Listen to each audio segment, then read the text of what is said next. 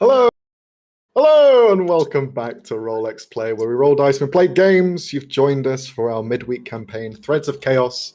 We are on episode session 15, 15, amazing. The party have just leveled up to level 5, so they have done that in the background. They've all rolled their HP. I believe it was okay, your HP rolls. I think you all rolled about average, nothing too major, except for Arne, who rolled nearly the highest he's ever rolled for his HP. Because, spoiler alert, it's always been 2s. But, since we're all here ready to go, we're just going to dive straight into it. So, as a little recap, last session, Aidan Hassar explained to the party, and Life's Echo, this other party that seems to be tied into this venture, what his grand plan is. The payment for a wish. He informs them of demons scattered across the plains, each one needing to be dealt with, either by capturing them or by subduing them some way, or kind of thinking out the box a little bit. A difficult task, but to get them prepared, Hassar has offered his resources and training in order for them to stand a chance. With a few days to mull it over, the party explores more of Bellavia and discuss what's the best way forward. If they go together, if they take this offer on board, or if they maybe do something else. But they'll have a conversation about it. Before we get into current timeline, we're going to go back a little bit to Olrin. Olrin, you had spoken to a high priest, a person of notability in the city, someone who looks over the faith of Tithel, god of the seas and tides. He had asked you if you would like to join for somewhat a midnight gathering. You had accepted. So I ask you, what are your plans? Are you going to go down fully equipped? To meet on the western bank, just outside of the port where the shore meets. But I ask you, what would you like to do? Would you like to bring anyone with you as well? I definitely offer the party to join me. And I do go fully equipped because that's kind of part of my faith. Good thing you tied that into your player, player backstory. Very nice. Excellent. I'm always weapon. Okay, cool. So, meanwhile, as Cal lays unconscious on the roof, bleeding out somewhat, the rest of you head out and follow Olrin as he has this invite and brings all of you with him. You follow along the kind of main port area. You're located right on the port anyway. You follow the loose bits of stone as well as wooden floorboards of where the port kind of reaches out to the nearby ships. It is around midnight at this point. It's slightly a little earlier than midnight since you had some dealings previously. But walking the streets at night, there is small bits of light that shine in the halls, but for the most part, the city itself is drenched in darkness. Most of the people here don't need light to see. A lot of the races have dark vision, so it's not necessarily something that they all need. But the port themselves and the ships that lay here anchored and docked, they do have small bits of light that shine back and forth and do sway as well. Walking through, there is a bit of a buzz. There's some people around, but you keep going past the port on your left. Eventually, you find the mountainside. Now, Bellavia is located in this bowl where the residential buildings kind of stack up and lead up to the very peaks of these mountains that keep it protected from the exterior. Only the ocean and the seas kind of reaching in and ever actually touching the city. But you guys begin to follow the line where now the kind of rockier paved stone as well as wooden floorboards begin to give way and leave a more hardened clay to your feet. You can see just ahead of you, not shining by lantern or torches, mainly through the moonlight, you see dazzling bits of metal that kind of shine within that silvery light that reflects downwards. A gathering of what seems to be a couple dozen people. bucklers, some bits of armor kind of placed around them, as well as jewels and necklaces that they seem to wear on them. Just all dazzle and shine for those of you who struggle at long distance sight in darkness. But you keep walking towards it. You hear no words spoken, but just the soft sounds of the shoreline. Now, as you grow closer, there is a slight decline for the ground to meet the waves as they come rolling in. And as those bits of water kind of rise up and you hear them almost reach to your feet, you can feel the ground itself almost give way in some areas. No longer that hardened clay, but rather a more sandy texture, but sand that has more body to it, more thickness. The grains themselves seem almost like they are slight balls of clay, but smaller in that size. Your feet kind of squishing into them as you move through, leaving trail marks behind you that are solid footprints. Sand would normally cover them up quite quickly, but these seem to hold heavy in the ground. And you can see there is more of these steps leading to this group of people. Who is the first to kind of make their way in this direction? Who's leading this? I imagine Olrin. You're muted, Arne. The classic. Yes. What? Quickly muted for one sneeze and then forgot. Anyway. Thank you for saving us from the sneeze. Well, they told me the location, so I assume I'm leading. Yeah, okay. You are the first to kind of approach and see more of this setup. And you can see that there's a couple dozen people, probably around 20, maybe low ballpark of 30 or so. Some of them are hidden in kind of like the darkness, so you can't really tell the amount of people that are here. But they all seem to be different men, women, different races, all kind of gathered here. You can see some of them are just standing there, but none of them go closer to where the water begins to touch. You see that the clear line of the shoreline where the water kind of reaches its peak and then pulls backwards, they've all stationed themselves in a line. Some sat down, some stood up, some talking and conversing in whispers to each other, but none have gone further than that line. You see them all just kind of waiting there idly. As you approach, you now begin to see more figures, ones that are dressed and adorned in more priestly ceremonial robes, to put it lightly, wearing this kind of linen cloth where everyone else seems to be wearing mainly their clothes. You see that there are 3 individuals. One of them you'd spoken to just a few hours ago. You see the shorekeeper himself kind of standing there, gesturing, greeting everyone as they walk in. He himself has kind of like slightly longish hair down to his shoulder blades, probably in his mid-30s or so. Water Ganassi, so he has a kind of aquamarine sort of features to him, as well as his hair is kind of clumped together in almost dreads. As he's kind of like looking forward and reaching over, you see him smile to them, and he ushers a small little prayer. As well as that's all happening, he notices the 3 of you arrive. And he kind of turns over and kind of smiles your direction, Olrin, looks you up and down, and he just gestures to the sand. He doesn't say anything, he just kind of gestures outwards. Is there anything you guys wish to do? As we're walking up, Helen would kind of make sure to like stand very tall and like walk very properly. Like she doesn't want to come off like we're just like random, idiot adventurers. Like she kind of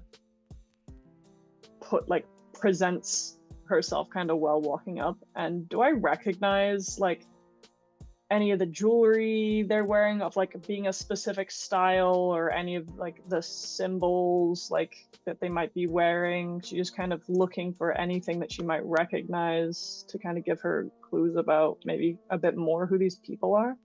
Okay, sure. If you want to roll an investigation check, okay, as you begin to examine the people here.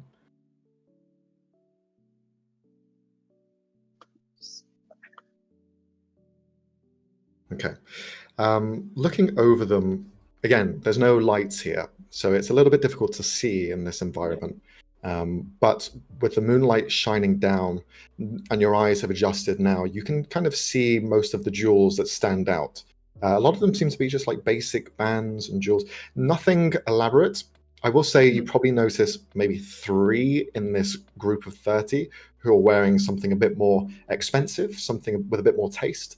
But most of it seems to be either something that's been passed down through generations, something they've just purchased for themselves. Nothing really stands out as a signet or anything of the side. But the 3 kind of religious-looking individuals, you see that they, in the linen cloths that they wear, there is almost like beads of silver that wrap within, and they almost kind of arch outwards in some areas, almost representing like waves and wakes that's kind of like crash up and out. They kind of almost are fixtures in the clothes that they wear. And you notice as well, just because you're keeping an eye closely, there are runes etched in them. So as they walk past, you can almost see that there is enchantments based within the metals of this religious clothing that they wear. But you don't notice anything that stands out as powerful or anything like that. Perhaps it's just more for set dressing. Right.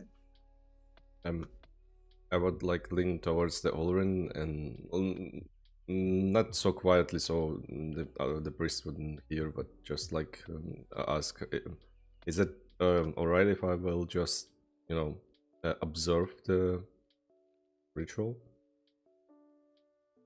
Or is it? I'm sure you're free to do so. Okay, because some religions consider it offensive. Some people observing their rituals. So not this one. Okay. And I will politely bow to the priest. So I would wait until someone makes the move, so do not offend anyone there. I'm not familiar with that. So I think. Okay. Eventually, you see Shore Speaker Otto Brask. He does come over to the group of you. He sees Olrin first, and he kind of gives a half bow in your direction. Yeah, I'm glad to see that you've arrived in the end. I wasn't sure if you'll be coming. We had some complications at the tavern. However, those are dealt with, and I'm excited and curious to observe and take part in your congregation. He smiles widely. There's no problem with just watching, but if you wish to partake, all we do is bathe in these waters. And he gestures out to the sea.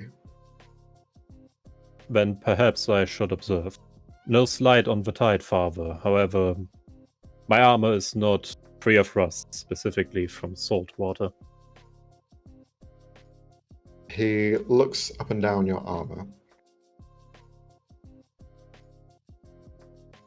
I can bless you if you want, to allow the waters to not impede.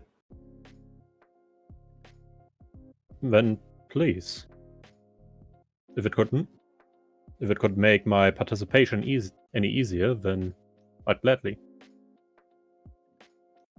He reaches out and places a hand against your metallic chest plate. As he does, you feel this cold aura begin to wrap around the joints and the crannies of your different bits of armor.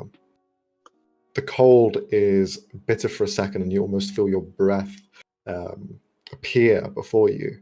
But then it almost tightens the enchantment, and then the warmth from your regular body just comes back again. Don't worry. Tivil will make sure that you don't fall prey to some of the nasty parts of the seas. But we'll be joining the rest of my brothers and sisters here in about a moment. So if you could prepare yourselves, those of you who will be going in. And you see he begins to kind of give the three of you the same courtesy and heads back to the group that are kind of waiting by that shoreline. I will return that courtesy. At this point, you see everyone kind of simultaneously look up to the moon. The moon itself isn't full. It seems to be kind of partially, maybe 3/4 full. But they all look up simultaneously as if an internal clock has told them it's time. As they look up, there is a few seconds where they wait. And then you watch as the sands themselves begin to almost coalesce together and rise up into a small plateau, a risen platform, to where you see Otabrask kind of looking down at the rest of you, only high enough to be able to see and for his voice to be heard across all of you. The sand itself that he stands on begins to shift in front of the line of people to where the waters begin to crash up the side. As he's there, looking around, you see for a moment he turns and looks out to the open bay in front of all of you. The ocean depths hold a darkness that no light can shine through. A daunting sight for those who fight against the tide. The seas are a harrowing place for those who navigate this world. A bounty sought after when the treasure they look for is what they sail upon. These waters bring life, and the tides repel those who wish to harm. Tithel guides us to safety. He guides us home. And on this night, Sahanin watches over hand in hand with Tithel. He reaches out both hands to the left and right as he stands in the middle of this line of people. And he begins to sink in to the water. Allow these waters to bring you good fortune. Tithel is with each of us. As he goes closer and deeper, his body beginning to touch the water itself. You see, as he's the first one to touch, the rest of them begin to walk in. One by one, these people begin to step into the water. Some sit just inches away from the kind of watery depths. Others bathe themselves completely. Three of you, what do you do? Do you go in? I mean, I go in. Okay. I am not. Helen But would kind of step up to the edge of the water, but wouldn't, like, dunk herself in the water. Okay. I would also like come to the edge, but like if when like the waves do not touch, I actually like do not reach. I mean, maybe I would sit on the knees and put my hands on the knees, and close the eyes and use the spirit sense, just to observe maybe other side of this ritual. Sure. As you all begin to take in the waters, Ulrin, you begin to wade in further. You watch as the three priests that came here and kind of started this commune. You see the water around them. Rather than liquid that just splashes around, you see it almost begin to crunch together. Almost as if that bitter cold that you had felt from the enchantment before has turned the water around these priests into a somewhat slush texture, like ice just on the edge of freezing, where it is almost hard enough to walk on. The same happens to you. You feel the water around you begin to slosh and turn into this slushy texture where you are almost wading through like sand rather than water itself. But that doesn't stop you feeling the water itself and feeling the coldness of it. It is a cold sea tonight, and you can feel that washing over you. You watch as the three priests, one by one, they begin to dunk into the water. With Otobrask just kind of holding himself there, about halfway in the water, and watching over as everyone begins to take it in. All of you feel this cold for a moment. It's an icy bath, as it's just that kind of cold water. But then, as the water continues to splash to those of you on the beach, you feel that bitter cold turn into something warm. Warmer than what seawater is normally like, and especially at this time of night. Those of you stood and kind of watching from afar, you see all of the couple dozen people swimming out. Some stay close, but others swim out. 2 people in particular continue swimming. And they continue. And you watch as they just keep swimming. You watch as this process takes as long as it takes. And some people begin to leave, one by one. There's no announcement.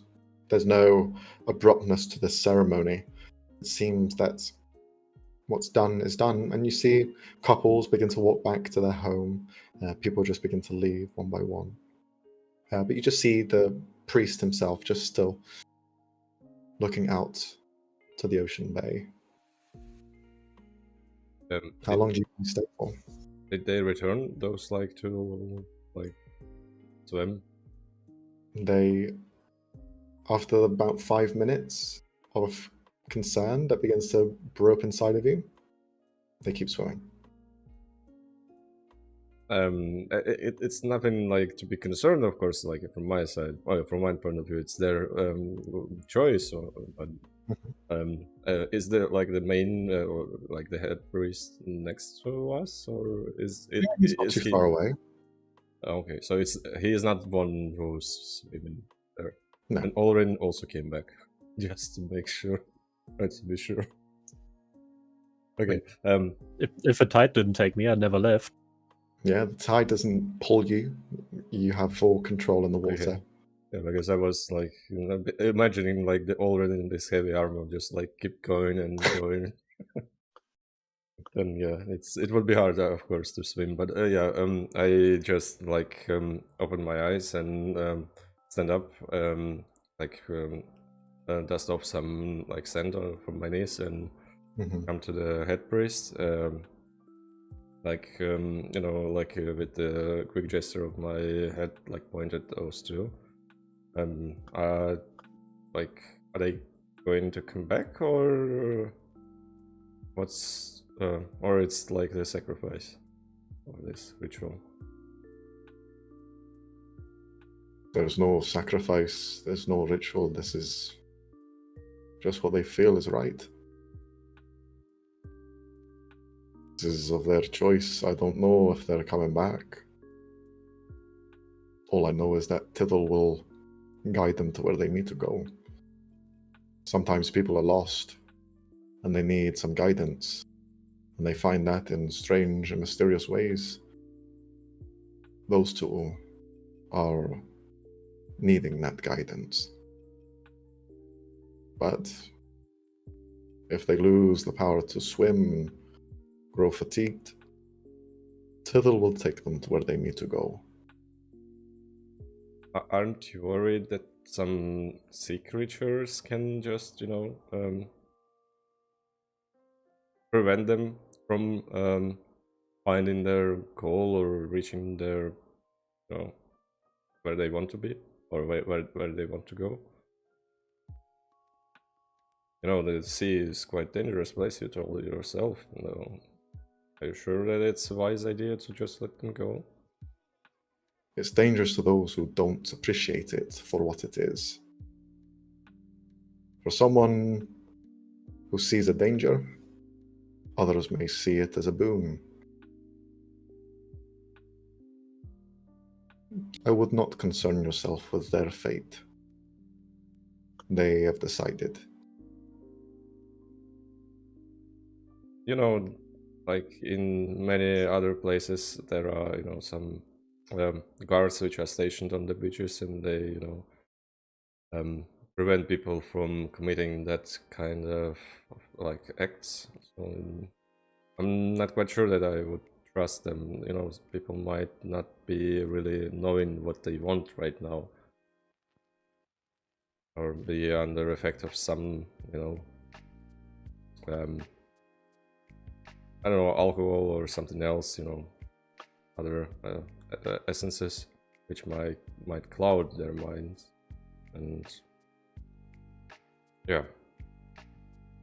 But He kind of gives you his full attention and turns to you. If you deem that it's your fate to help them, then I won't stop you. That is what you wish to seek and do. That is of your own volition. These people will appreciate that. But I trust in Tithel and believe that in the grand order of things, he has this world's interests at heart. now, of course, I don't have any means of stopping them, so unfortunately, I cannot help them right now. Though, yeah. I'm just, you know, observer. I'm curious about your religion and rituals you are performing, but I'm nothing more. Just an observer. If you say they chosen this for themselves, and we have no right in stopping them, and that your God will take care of them, I trust on your word.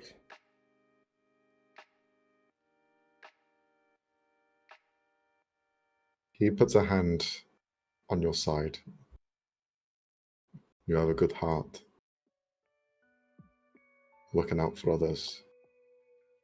That's a good quality to have. Just make sure that no one changes that. I kindly disagree. I'm just, it's merely curiosity. At this point, you watch as this high priest begins to leave. Some people are still in the waters. He's deemed it time to leave, and he begins to head off, walking back to where he came from. The rest of you stay. What's the plan for you guys? I believe I stayed pretty much until the high priest deemed the ceremony over. Until I'm pretty much almost underwater. Yeah. So yeah, there's an almost drowning dwarf just stood upon the shore, tiptoeing so he can see what's going on. Yeah. Helen's just like keeping an eye on him, like making sure he doesn't like go under every time the waves got like a little too close to going over his head. She's like probably taking her shoes off, just like stood there, like just waiting. Ready to jump into action. Okay, well, Olwen, you begin to head back, join the rest of the others. But yeah, you guys are fairly exhausted from a long day. It is fairly late in the evening, so I imagine you wish to head back to the tavern to rest. Head back and exit like along the priest, but then I think we split the way. Yeah, at one point you see he begins to head up into the residential area, and he just kind of gives his nod farewell as he begins to leave, and you guys continue along the portway. But yeah, you head back to the tavern. You wash off all the sand but luckily enough, it's kind of a thicker chunk, so it's easier to wipe off. Doesn't get everywhere. Clean yourselves down and go for some rest. With Cal still sleeping above.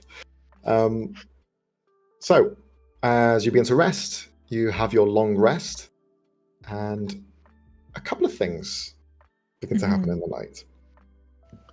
Cal, I just quickly Yes. ask, like, is it normal that Cal is not with us somewhere? No one is troubled, or Like, Well, Maysini Or- did find me. She just didn't Oh, say okay. anything, so all right, yeah. you okay. don't know. Probably said something on the line of, He's yeah, on the sleeping roof. he's sleeping on the roof or something, and Yeah. pretty They much just the entire climbed on party- after me. So. So Yeah, we were just like, yeah, that's in character. Leave him need there. some alone like time, right? Need some Yeah. like okay, understood. And then he is a grown like man, so you can Am I? you can take am Yes. I? Are you, Louis? Are you? you can take some time for himself. You know, I know. Yeah. I can understand that. Well, Cal, as you dream and sleep, the exhaustion of sanguinating yourself Mhm. begins to just roll your eyes back, and you find the deepest sleep you've ever found.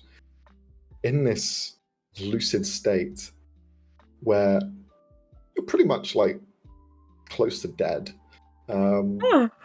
you find a very beautiful expanse. Some trees in the distance, it's a bright, sunny day, but you find yourself laying in a bed of flowers, just relaxing. How does Cal look like when he's just kind of laying there, relaxing?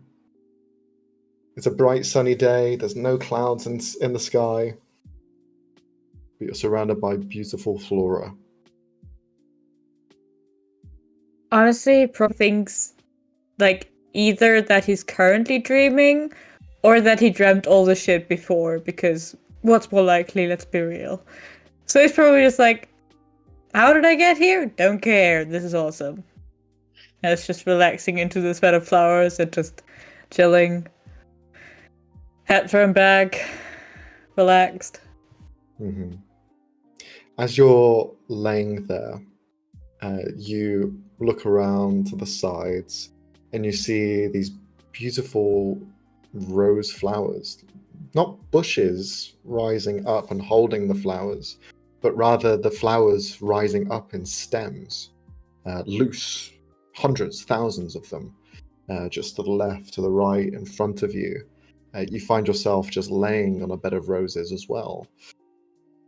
As you lay there in the most comfortable sleep you've ever had, you can hear this low-pitched, almost like squeal. Your ears pick it up quickly, as it sounds like that of a small dragon in the distance somewhere.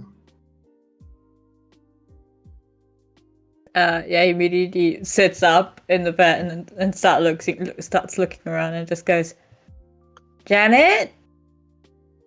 You here, love? Keep forgetting it's called Janet. Fuck you. Oh, best decision ever made. Very in character. You Yeah, he's just stand getting up up, looking around. and call around, Janet? and you can now see that the surroundings are filled with these same flowers, these rose flowers just rising upwards. The head of them bloomed out and completely open to see. You smell the very pungent, or slightly irony smell in the air of these roses.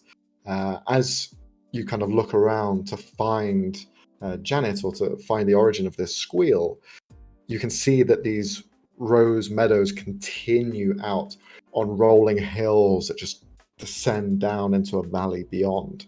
You can see trees in the distance that seem to have the same kind of red permutations around them of almost like that same rosy red sort of flower. And it's just this sea of red that you find yourself in. Roll a perception check.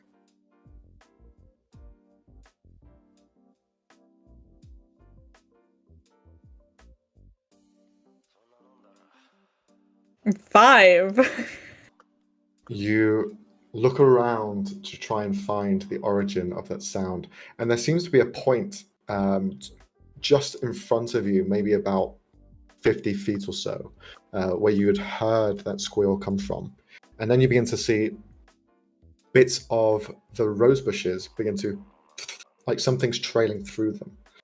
You just watch as this shape, you can't see it because it seems to be at the same level or height as the roses that rise up from the ground.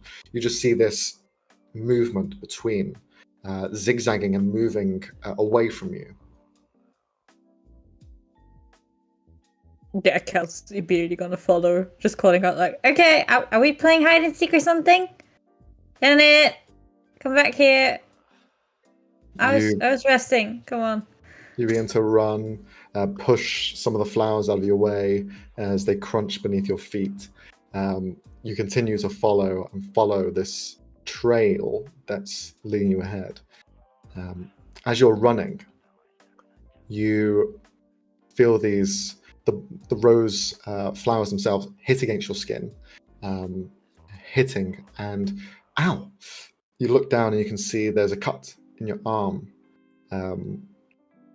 And as you kind of wipe it away and keep running, you feel another cut in your leg. Another cut. And you begin to feel a movement below your feet. Just this shifting sensation. At this point, you look down and you can see, as you spend that moment to understand why your skin was being cut, you begin to feel a tight tug at your legs. You see as a rose thorn, a vine begins to wrap around your leg. And on the other leg as well. Thorns themselves digging into your feet and legs. You feel this, your heart beats as you feel the life force begin to drain from you. And you watch as in an instant, your legs go from these healthy, muscular appendages to then wafer thin bone. You feel the pressure of your upper body weight crumple your feet down, and you find yourself in the bushes. The vines are continuing to seep away. What do you do? Struggle like crazy. And like try and get them off. Just go, nope, what the fuck? No, stop, that hurts. Okay. You begin to struggle, try to pull off the vines from your legs, and you hear this snapping sound as you do. But it's not the vines that snap, your legs pull off completely. No blood. Oh, what the fuck? No blood pumps out as there's no blood left.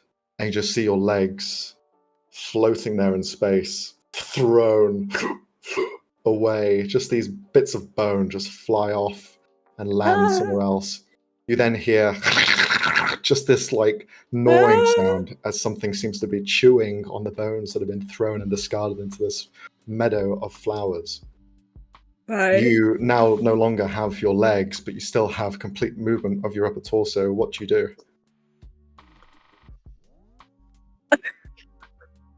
What do I do? Classic. Do I have weapons on me? Do I have a knife? Yeah, you do. Yeah.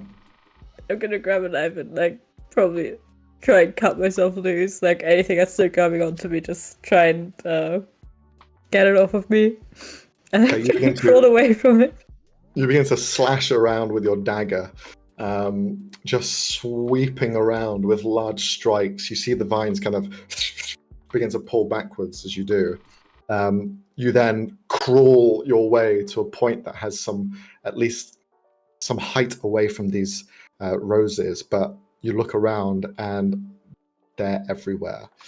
At this point now, you felt that rumbling in the ground before, and you feel it continue to get almost heavier and larger. The ground itself, you see it begin to crack apart in areas, and you then see this brilliant red shine of like scales to the ground itself.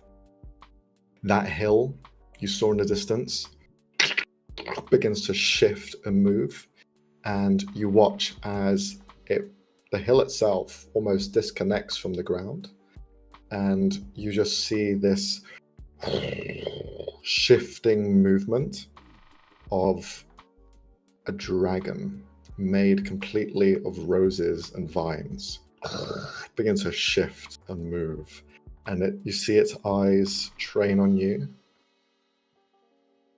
and it begins to grow closer and looms over, eventually completely engulfing the size of the sun above, and all you see is red shade around you. You watch as it looks down from above, you still trying to fend off these vines. Is there anything Well, you do? as soon as he sees the dragon, Mm-hmm. is there a moment of like recollection? Has he seen this particular creature before? Oh yeah, looks Is there almost feeling of identical. Okay. Slightly bigger, but yeah. Mm-hmm. Yeah, as soon as he sees the dragon, and as soon as that's coming towards him, he just drops the knife and goes, "This is pretty dramatic. Can I have my legs, Peg? I need those. This hurts. What are we doing? Can we stop?" You see it looks down. I'm sorry, dear, but your legs are gone. But I like my legs. Well, my children like them more. I mean, fair in a way. That seems a bit much, though. Also, I can't exactly walk around and, do stuff without my legs. I need those. That seems like a you problem. It is a me problem. Very much so. It's a gigantic me problem. How is my little baby? Oh, she's good. Nice and fed. I discovered that she likes blood, which I'm assuming brought this on. You could have mentioned that! Well, I know that she's being fed well. Janet does have a hunger. Yeah, healthy and fed. If you want to keep your legs and the rest of you, I'd suggest feeding Janet something. Or someone else. Yeah, I thought about that. And I thought about the implications, and I realized most people wouldn't laugh at them. And that could be considered criminal. So I can do that.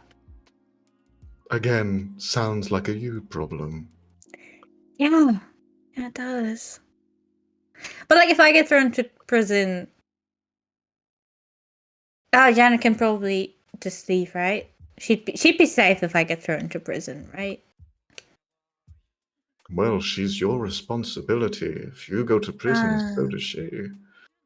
I'd prefer you don't go to prison. But I'll try. If you do, just feed Janet. True. Wouldn't really stop me from doing that. Yeah. Honestly, okay, I can do that. I can completely do this. And how are you doing?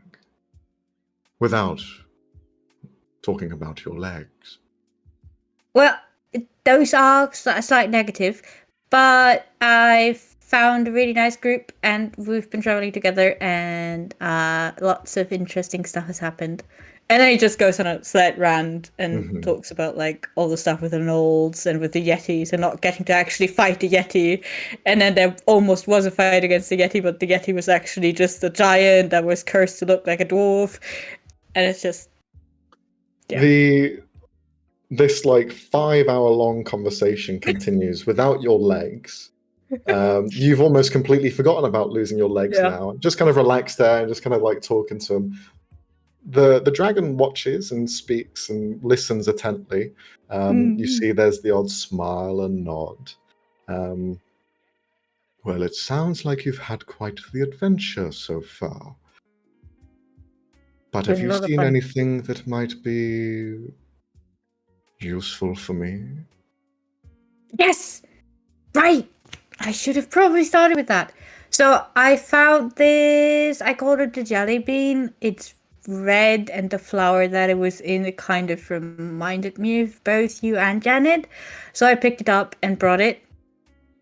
It's currently in my room, which if I ever get my legs back, I can return to my room. If I don't get my legs back, getting over that roof will be just a tiny bit difficult, but it's not a big problem. A me problem, like I said. So yeah, jelly bean. There's something inside that.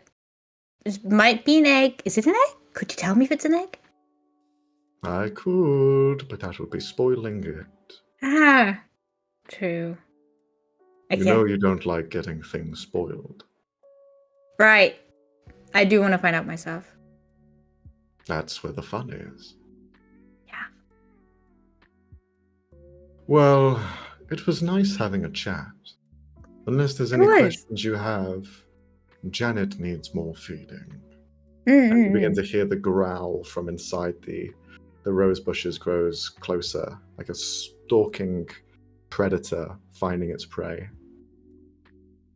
Do you think you should give back my legs? I do need those.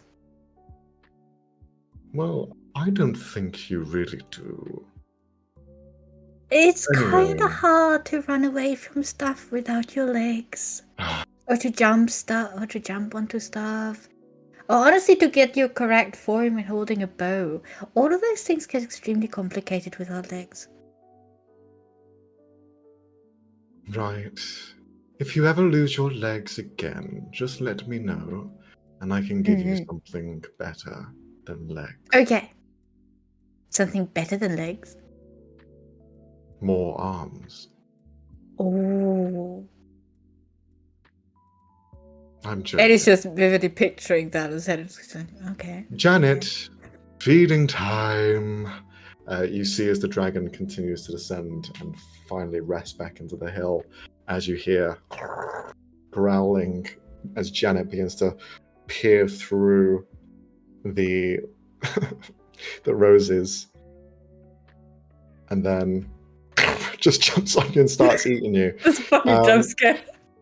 Just jumps into your face, and you begin to feel the lovely kisses of Janet as she slowly begins to eat you alive. Right. But you wake up. As you do wake up, Cal, you do have the poisoned condition. Okay. Right. I'm just gonna open that so I have that. Here I thought Helen. I was the weird one. To be fair, I did this to myself. You find yourself dreaming as well. You find a dream that is a nice respite.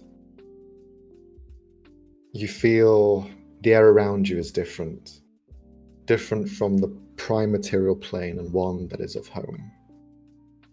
You find yourself in Harperley.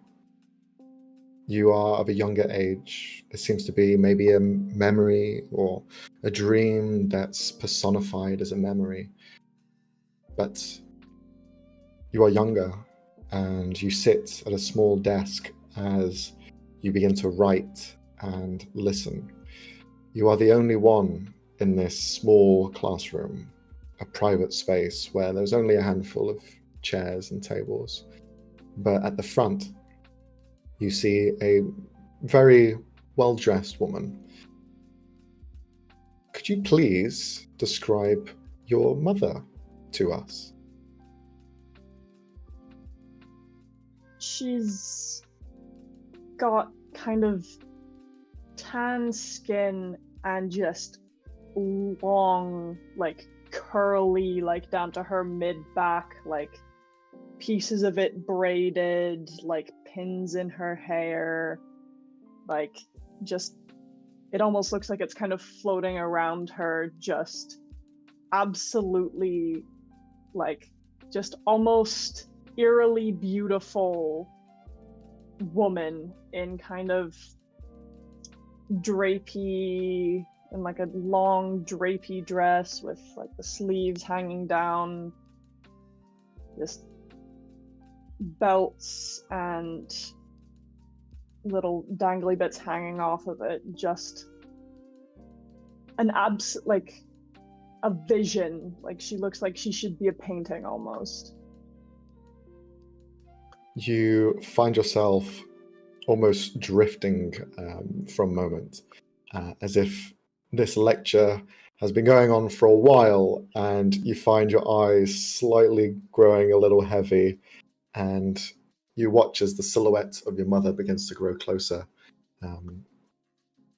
Helen, Helen, wake up! don't fall asleep now. Come on, wake up. You're nearly finished. Don't worry, we're nearly finished with your studies for today. It is very important that you finish learning the ways of my people rather than your father's. Your fathers can be lost in their own thoughts when what they actually need is something with a bit more vision. But please, we are nearly finished.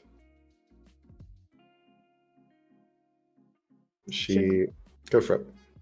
She'd like sit up straighter and just kind of like, you can like roll. She like almost rolls her eyes like, what am I doing? I don't want to be doing more school. Like just like a moody teenager. Mm-hmm. She kind of has that moment, and she begins to walk back, and the many planes, she kind of sees you there, half paying attention, and she'll kind of walk back, and she pulls up one of the chairs next to you, and she just sits there alongside. Did I ever tell you about my home? Where I'm from? She'd kind of straighten her back a bit. Only stories. Lots of stories. Well, and as your father has told you, many stories are true. Or at least they have a little bit of truth in them. Now, where I come from, Helen, it has powerful blood, and you carry that blood inside you. It is a place where your mind can build anything that it imagines. It is a place of wonder and excellence. This gift is only known to some, and is only mastered by even little. But your mind is a powerful tool, and my people, they were warriors. Not in the conventional way that you see with kingdoms, swords, and shields. They were warriors of the mind. They could see and feel the emotions of those around them. But more importantly, they found a better place than that which is around us. This, and she kind of holds the table. A table, what is it used for? To write on, to lean on, to sleep on sometimes. But it could be something much more. This is material, a plane where the tangible is solid, and she knocks on it. But there is something more than that. Everything around us is ours to grab. You can hold it, touch it, give it a squeeze and a hug. And she reaches in and gives you a small hug.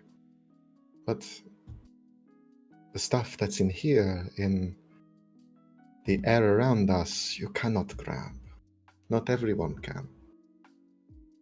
The imagination is a powerful tool, and my people are from a place where they border the two, where the material and the ethereal find themselves as one. A unique place that is a secret to be held. I tell you this secret because I think that you are ready to learn. I want you to learn. I want you to be proud of what your father has built, and his brother Armando's, but I want you to be proud of more than that. Your lineage is not just his, it is also mine. And I want you to find your path along this winding road. You see, she coughs a little, and she kind of wipes her mouth. There is only so much that we can see and feel. The material, like life, is dated. We all have a time. Everything comes to an end. It's the time that we make. It's the time that we find between the beginning and end, which brings us sentiment that you are also familiar with. But the material is only the beginning. There is much more out there, a place beyond where my people keep safe. And one day we will all find our way there. I hope you do. But I really want to see what you turn out to become. You're a bright young girl with many possibilities. I will never guide you to one way or the other. Your life is yours to choose. So you tell me, what do you want to become?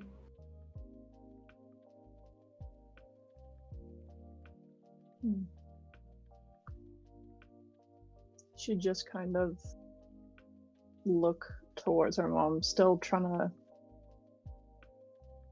figure out if this is like some kind of vision or if this is a memory, and kind of wait to see if she answers the question without answering it. Mm-hmm. So she just wait a moment. Okay. As you wait, you see she begins to reach down at the papers in front of you, pulls a blank one, and you see she begins to idly draw in there.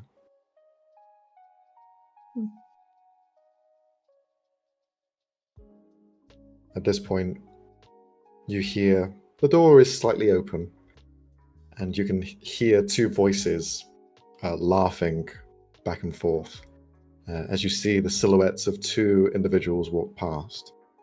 You see and hear your father Gallus, and you hear the heavier footfalls, hoof falls, if you will, of Armandus as well, as the two of them laugh down the hall. For a moment, that kind of captures your mind,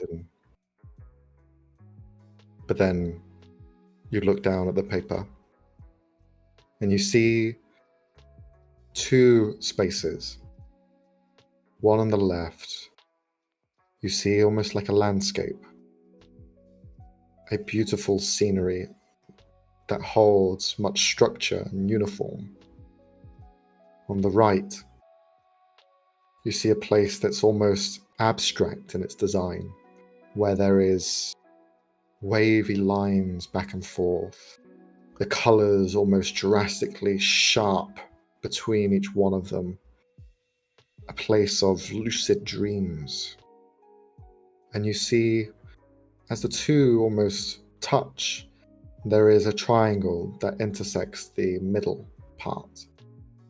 And you see this, what looks like a house, just drawn there. And she just holds her hand against it for a moment and smiles at you and leaves it on the desk. She'd answer as herself then. She'd kind of look at her and smile and goes, I want many things, and I wish you would have been here longer. Just kind of look her up and down. Mm-hmm. As you say that to her, her hand still beginning to drift off of the paper and the table itself. She gives this smile in your direction as you see tears begin to bubble up. I'm always there with you. And you find yourself waking up. Mm. We will go over to Olrin. Olrin, you are muted, by the way. But Yeah, just unmute stuff. no problem. I've gained Ye- awareness. You find yourself sleeping in a very relaxed state. You hear, rather than counting sheep, you count the hammers that hit a anvil. Ting 1, ting 2, ting 3. Ugh. And you find yourself falling asleep to that repetition. As you find yourself in this dream, there is a moment where you find, as your almost like your soul is lifted out of your corpse, you find this feeling of going from a horizontal plane to a vertical one, as if you're being drifted up into that space. Your eyes begin to open and you find a surrounding which is wide and grand in scale. A closed off chamber that is impressively tall and extremely well made, out of dark obsidian stone blended between grey rock. Just this huge chamber that rises up, windows around the top, stone walls that run down with rigid shapes as well as fine detailing and accents. But there is no door around. But that is not an issue. The thing that pulls your attention is an impressive, almost lifelike statue of Moradin that looks forward and over your size. This thing stands at a gargantuan level, and you just see it, large beard, bald of head, wearing a heavy armor piece, painted as though it is real in patina, shine, reflection. This space is illuminated by some ethereal light. You can see it crystal clear. The statue holds a very stern look forward. But there is nothing else. You walk the halls freely. What would you do in this situation?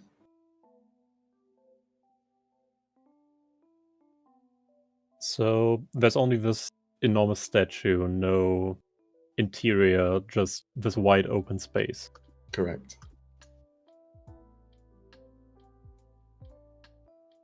Then, after a while of somewhat tormenting nothingness in this seemingly holy place, I'll start adding to it by, I don't know, doing inscriptions on the wall, Mm-hmm. adding whatever pictures I can make, similar stuff, like just pretty much decorating the place in Moradin's honor. Okay. The blank slate of walls you begin to fill with a story. You go up to them with your chisel and hammer in imagery, the story of your travels so far.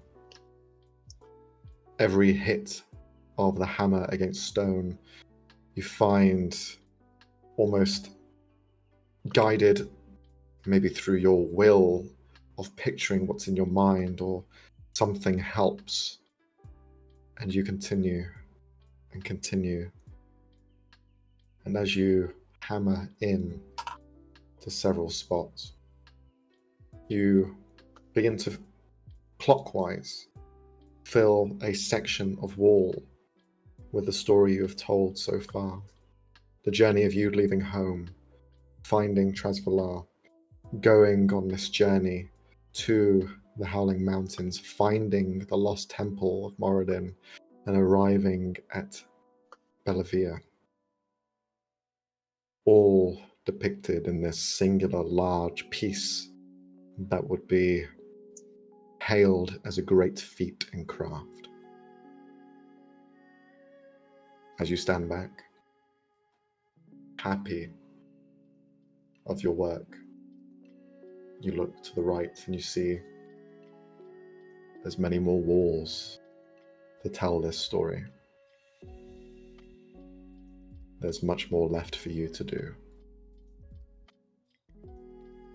And for a moment, as you follow the walls blank, you can see something at the end. A shape depicted in this wall.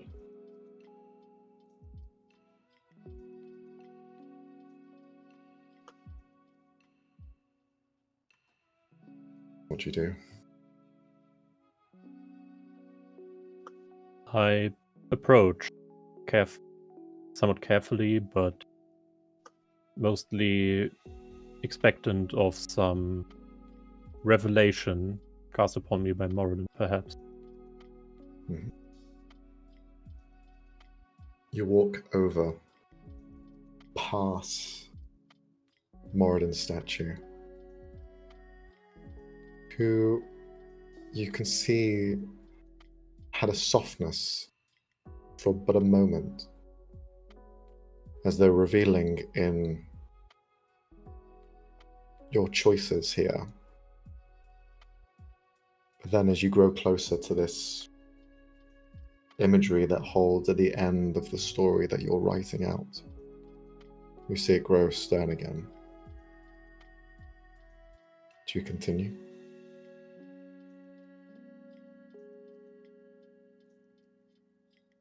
I stop for a moment and look back up towards the Moradin statue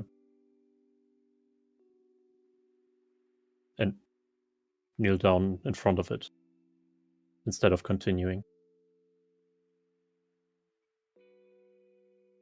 You kneel down, and as your head goes to mutter a prayer, you feel this hand gently touch your shoulder. And as you look up, you wake up. In the moments as you're walking to the final piece in that wall, the only thing you could see from afar is that it looked like some sort of crack. like bits of the stone had crumbled into some sort of fissure-like design. But you wake up. You find yourself fully rested. Axon. Yep. Hillia. Yeah. You find yourself meditating, and the dreams come to you with the knowledge and hope to find something after the discussions with Aidan Hassar, as well as knowing that perhaps someone may be able to help with your situation. You can't help but have your mind wander back home. As you dream, not a memory, you see the colourful landscape that is the Fey Realm. Bright, colourful, with seeping colours that sway in and out. You watch as the ground itself begins to take place, and you are in the nearby brush, a forest that resides just outside of your own home. You are outside of the city walls, maybe about a mile away. You find yourself wandering these very familiar woods of twisted trees that hold large bulbs at the end of them that glow a slight bluish hue. You see other Fidalcum, other members of your city, picking these bulbs like fruit and placing them in satchels by their side. They smile in your direction and they wave. You recognize a few. And as you continue to walk around, deep in the forest, you see the blue hue, those bulbs of light, begin to shine darker. A darker red. Some, almost like the light is being drained and changed into something more rich. You see as people begin to grow weary of this as well, you can see this root of red begins to crawl its way to one of the other nearby trees, and one of the Vidalcan that haven't seen it reach up to one of these blue bulbs, and it changes into this red mist. The interior of it almost like it's being injected with blood. And as they hold on and pluck it, it bursts in front of them, and you watch as they breathe in, and the red just begins to corrode their hands. You watch as this almost explosion of a fruit begins to turn this person's skin into that of a hardened oak. And you watch as roots begin to rise up its leg, as the moments of consciousness just completely fade away, and you see bark and twigs begin to push out from them.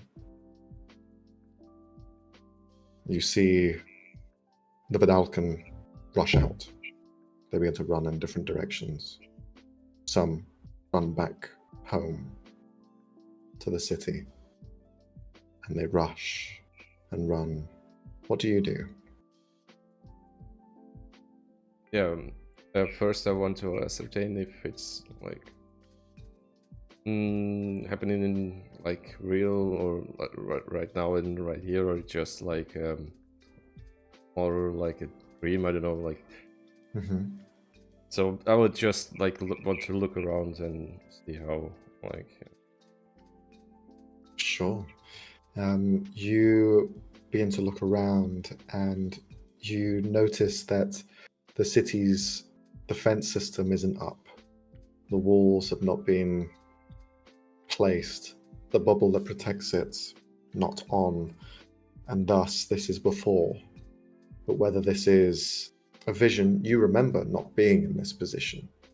So this must be some sort of lucid dream of the events that had transpired. But you're almost seeing it from a different point of view. Whether real, fantasized, you're not sure. Yep. Yeah. Yeah. Then. And the rest are just fleeing, right? So I will just. Yeah. I would not like join them. I would come closer to the one which turns to a tree, so to say. Yeah. They all scatter, and as their footfalls continue to run out into the open field, further into the forest, one by one, you hear those footsteps just turn into just hardened oak as they become trees in the distance. This red vine rot begins to make its way closer to the city itself.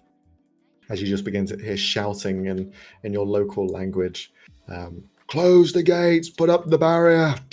You just hear these shouts continue to echo and echo and echo down as the voices begin to fall off one by one by one. Your focus is on this person who has now lost all semblance of themselves. The only things that begin to move are the eyes. As you grow closer, you can see the eyes look back to you. The rest of his person turning now to oaken tree. It stares to you and you can see pain in his eyes. Yeah, I just quickly look over like what's like the condition, and I presume it's already too late because it's almost completed. The process is almost completed, and I won't say anything to this person. I just look to this source, that crimson entity, or I don't know from where it came, and just go deeper, or I try to follow the source. Okay. As you begin to head further into the forest to try and find the origin of this rot, you can see that the vines, the ground, the trees themselves are completely turned to this dark red pigmentation, where it was once this kind of lighter grey with bloom and hues mixed between the two, blending nicely. This forest has completely turned into a red landscape. You avoid as much as you can as you pace through the forest and grow deeper in. You then watch as a light shines, not from the forest, but from the city. Just this huge barrier of arcane light just begins to drum, hum, and cover the entire city. But you can see inside the city walls that crimson rot has already made its way up a wall, and you can already see parts of the city covered in this red vine mess. Trailing deeper within, as your mind wanders back to the family that you left behind, I'll need you to roll a survival check. Okay, let's see.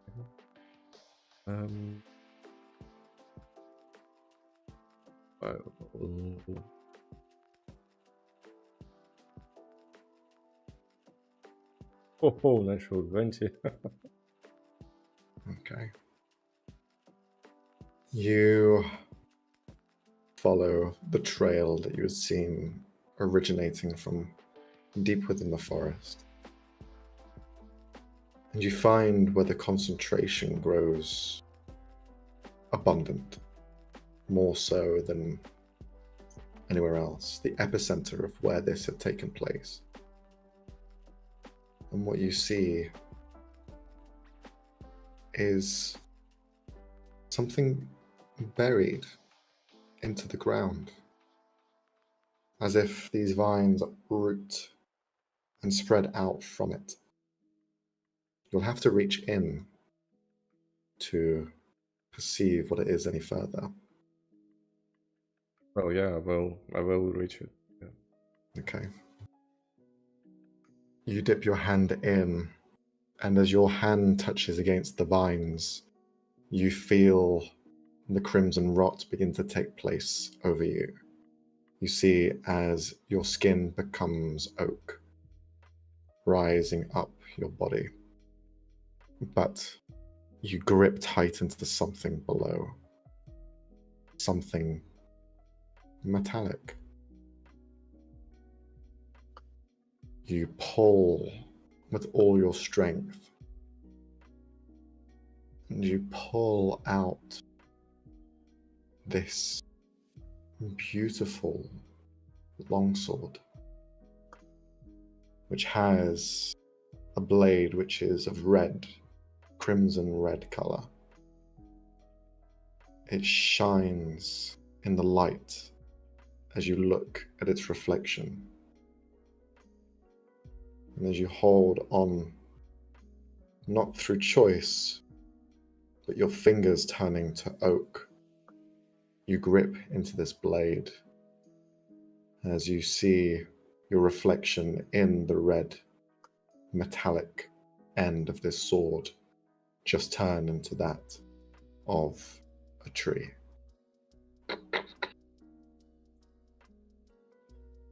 And you wake up. And also, we're going to have a break since we're halfway through. So you've all woken up, you've had your long rest. I'm going to pick up there after 5 or so minutes. So come back. Right. See you soon. Well, none of that was ominous at all. Definitely not. None of that. None of that. No. Right. Don't worry about it. Grab a drink, Yeah. guys. Go for a wee if you need. I'm going to go for a quick wee, and then I'll be back. I'm gonna go get some food. Yeah.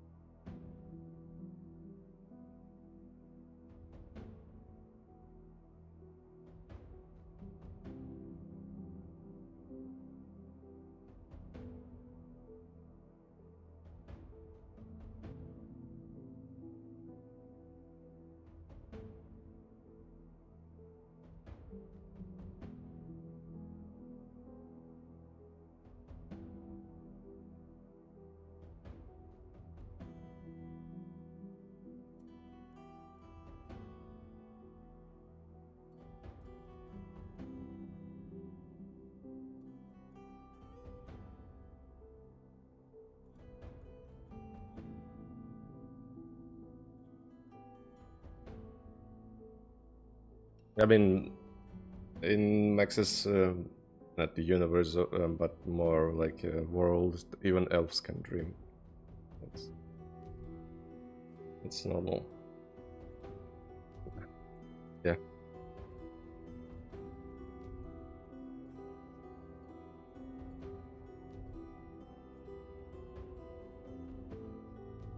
But come on, Leonie, what the hell is like your deal with that dragon? Why it took your legs? Like, I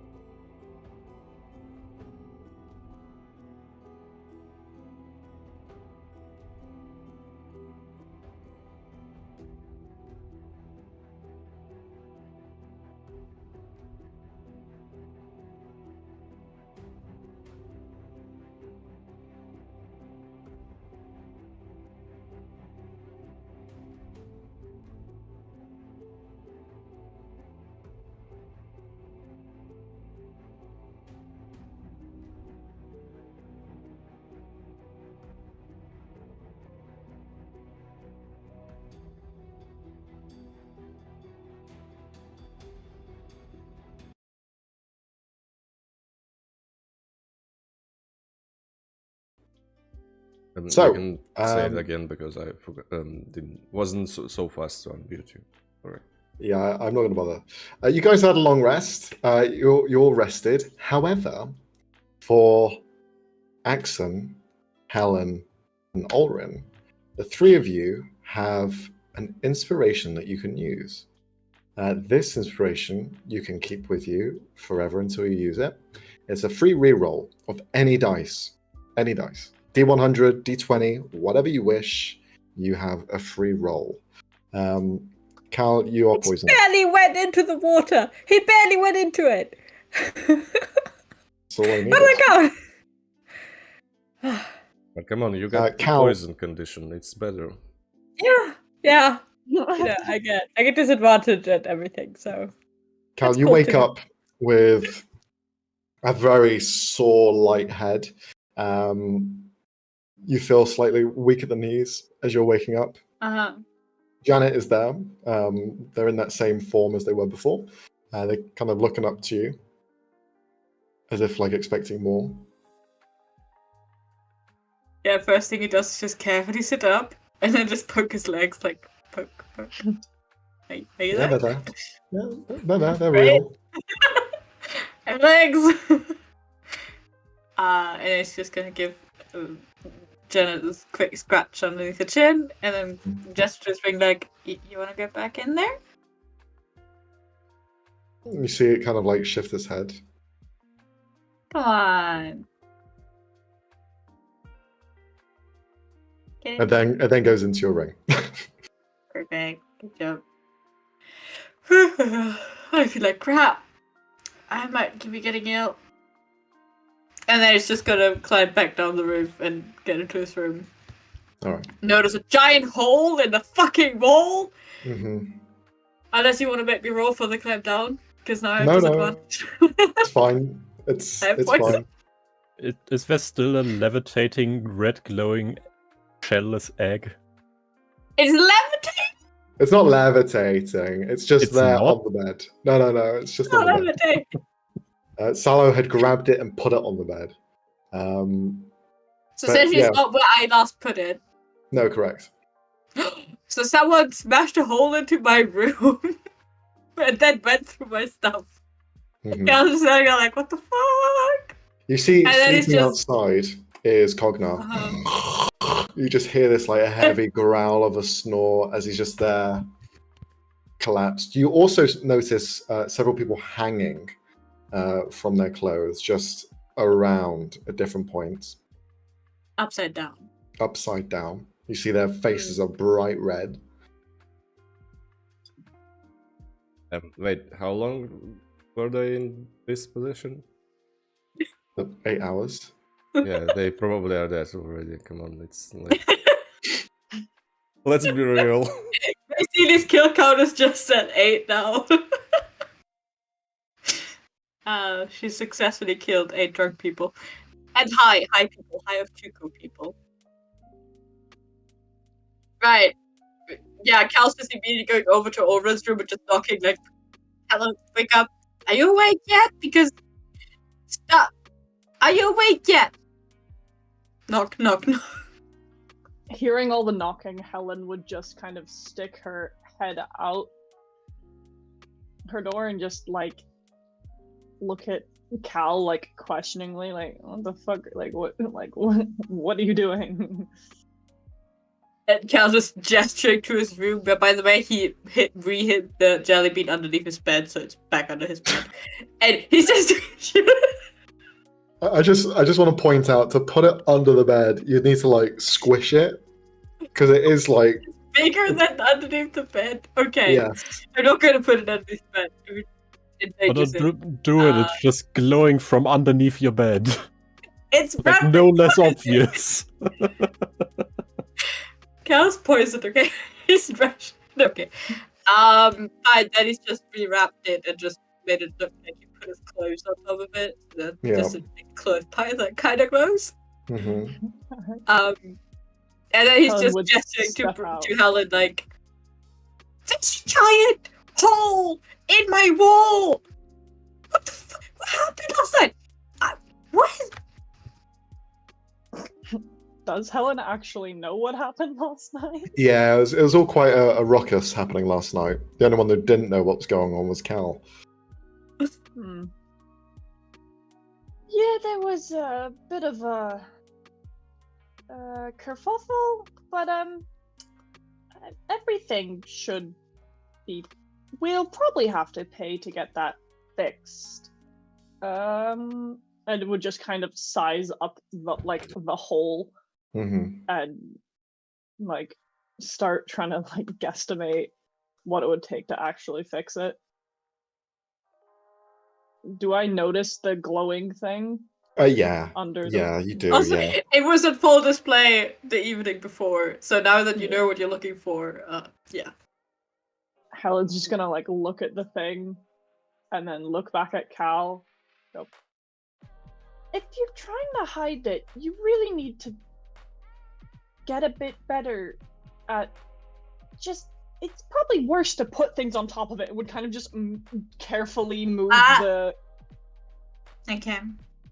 Like, very carefully goes, I feel like putting things on it is the worst idea. And just kind of like once-overs the thing. Just kind of... I think it likes to be warm though, so that's sort of been an added side effect. You know, keeping it warm, keeping it hidden. It sort of worked out.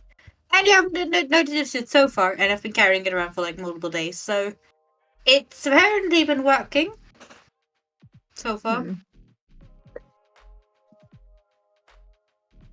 Helen's just in her brain, she's like, for sure, absolutely, and would just kind of go back to surveying the hole in the wall and goes, how was your adventure?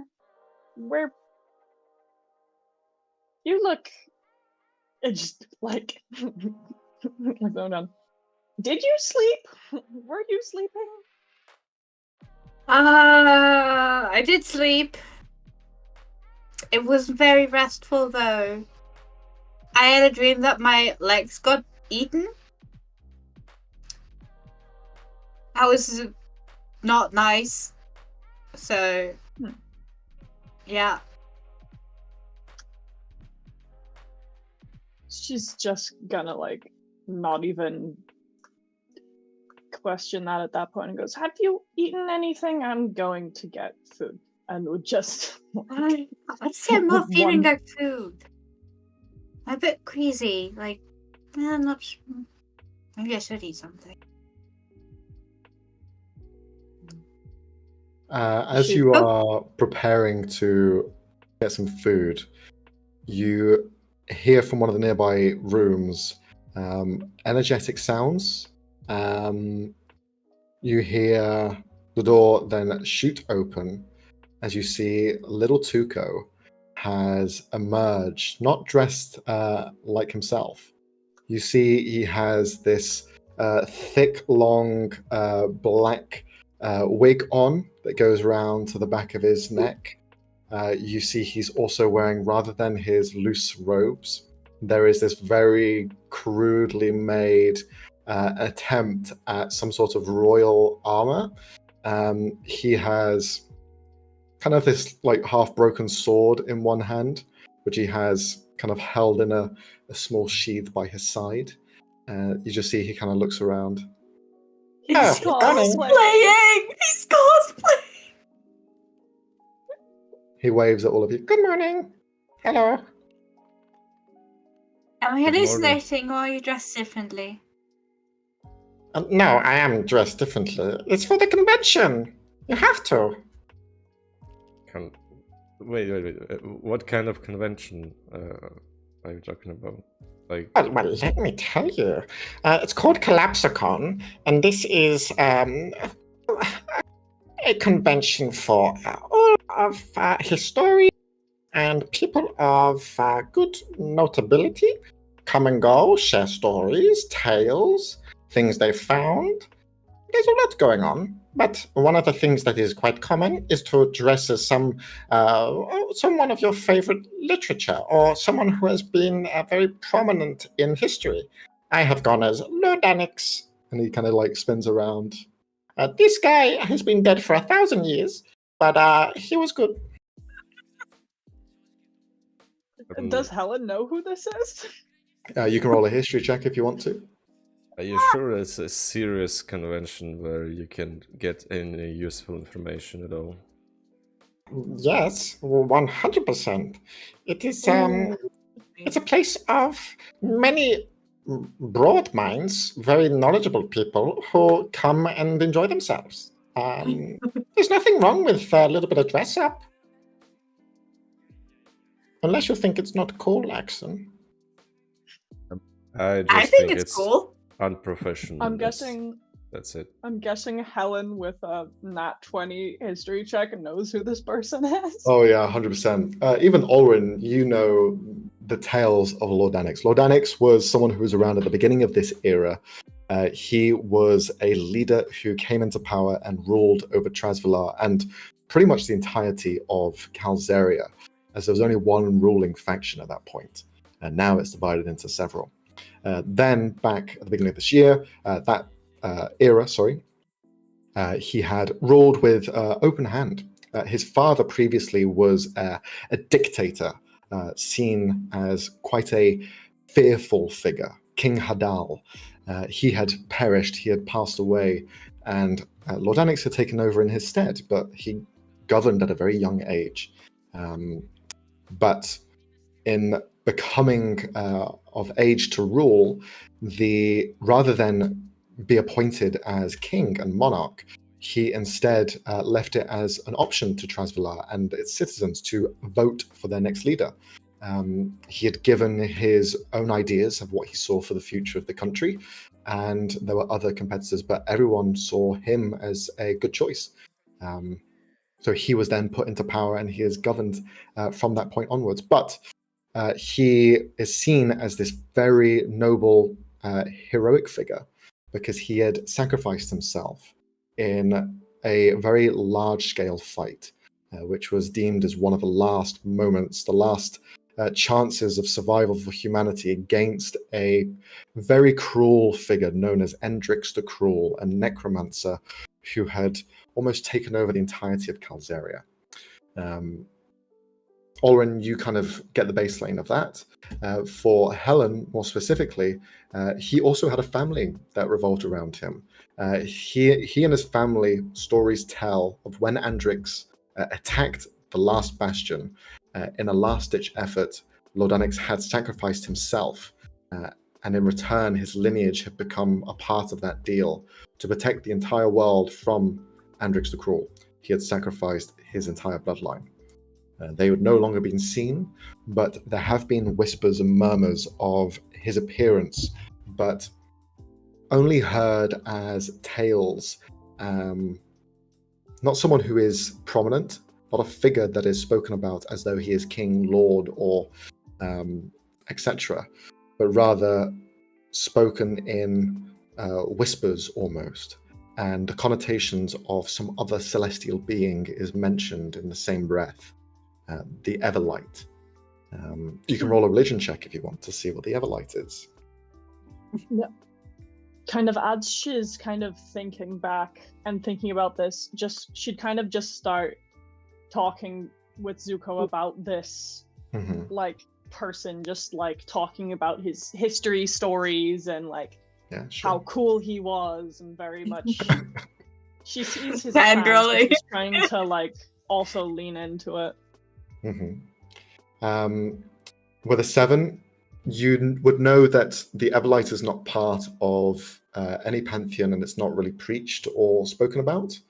It's kind of seen as almost like a lost god, something that has been lost to the annals of history, and nothing that is seen or preached about. So you're not too sure of it. But he is referenced as being some sort of knight, deemed as the first knight to the Everlight, whatever that means. You've just heard it in context.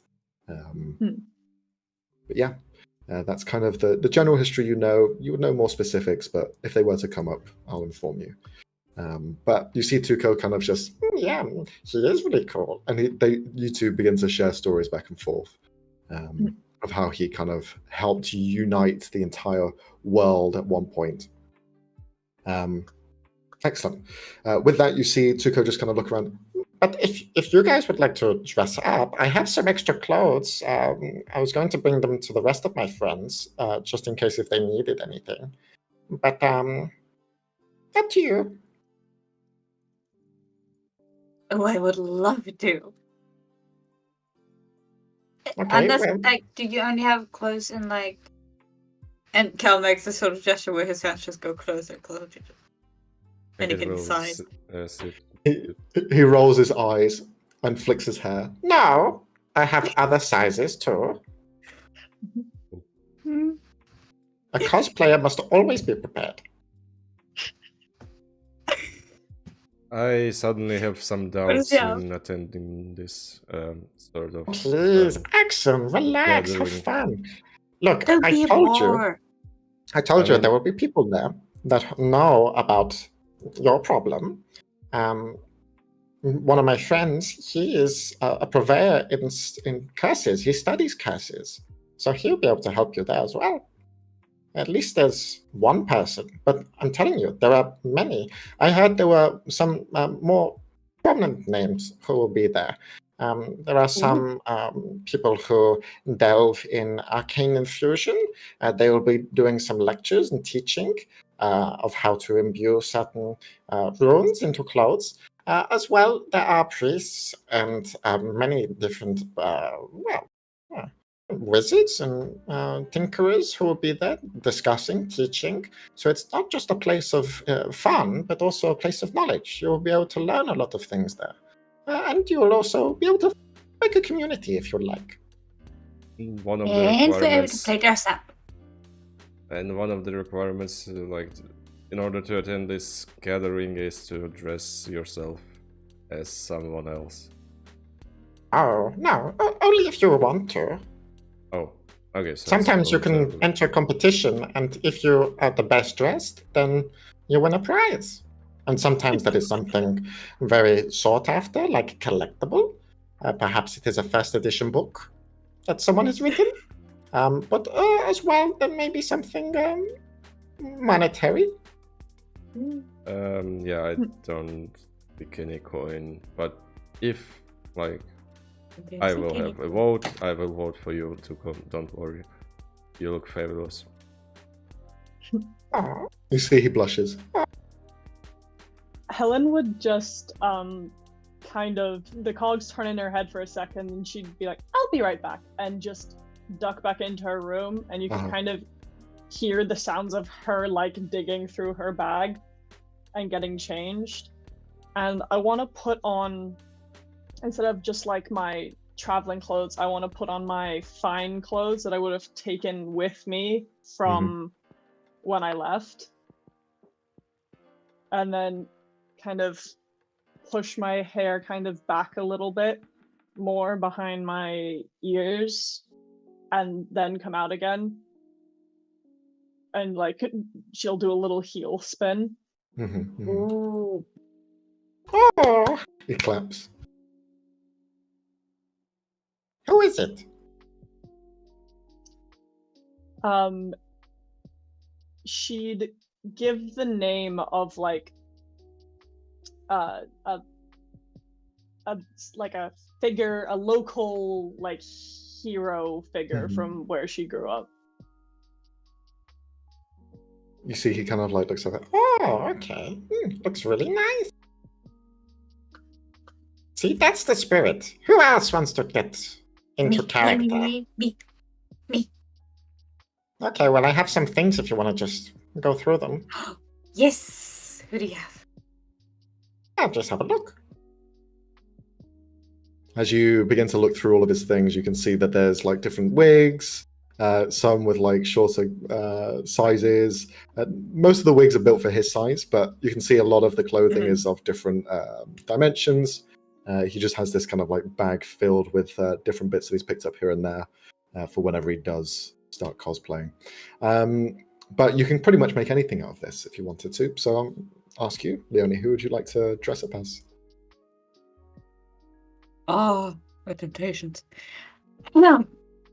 I'm currently, for everyone to know, I'm fighting the temptation to say that I want to do my character from the last campaign. Yeah. But I feel like that wouldn't be like in character for Tuko, because that is a rather recent historical figure, so I'm not gonna go with him. Even though Come it on, would be Leonie, we funny. were not so like It was heroic extremely as you funny. think. We saved the fucking world! I fucking hope we are heroic. But beforehand, we made a lot of shady stuff. Oh yeah, but like, who really knows about that? Anyway. That's the second point, yeah.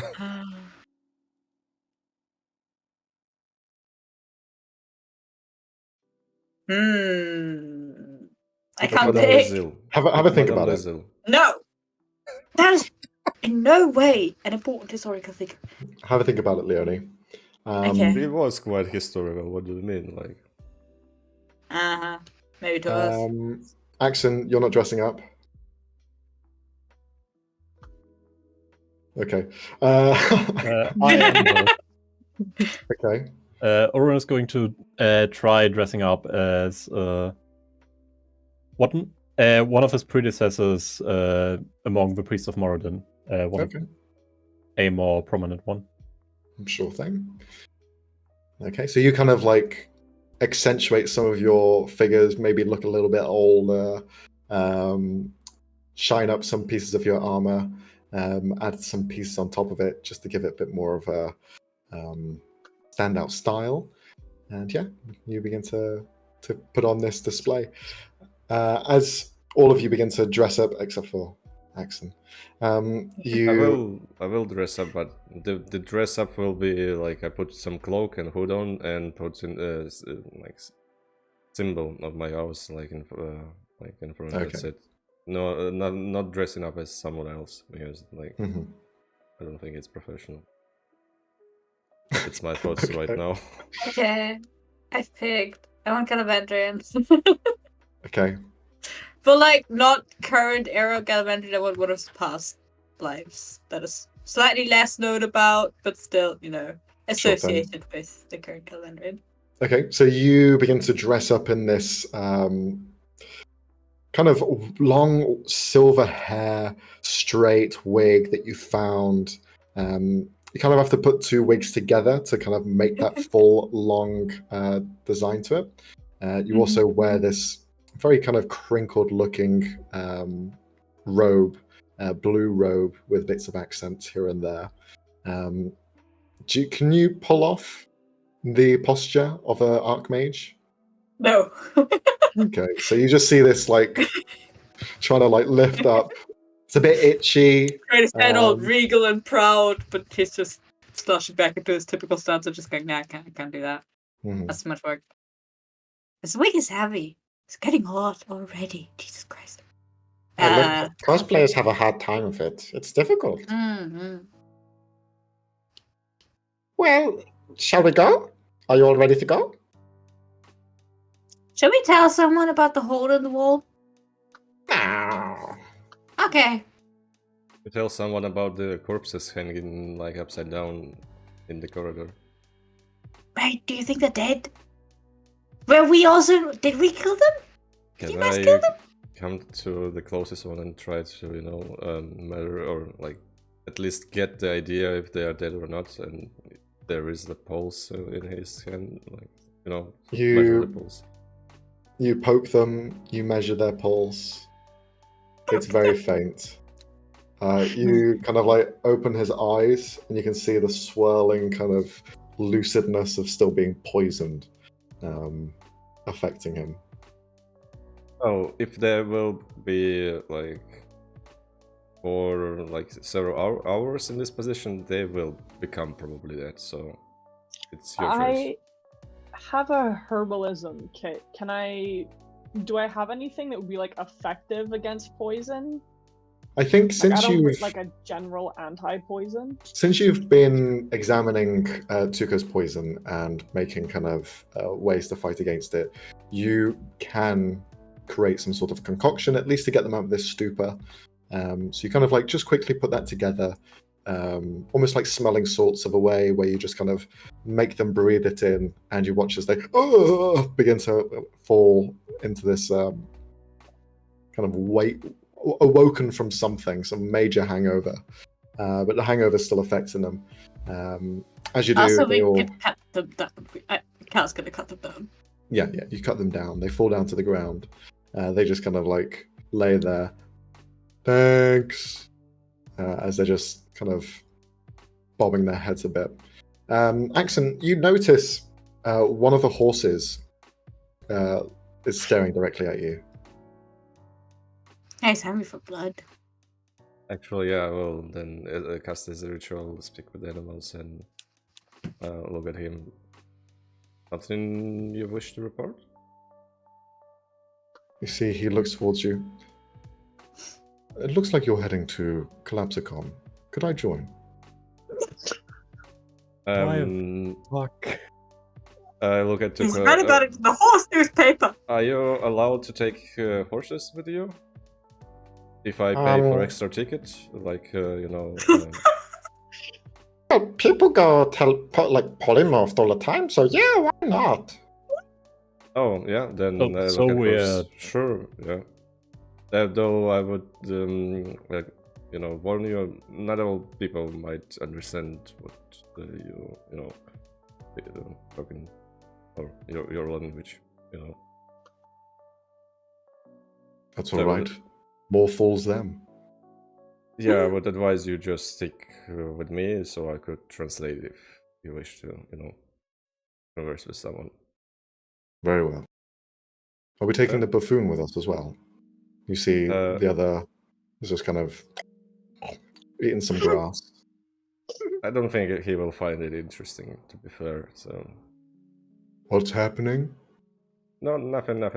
Enjoy your breakfast. Okay, thank you.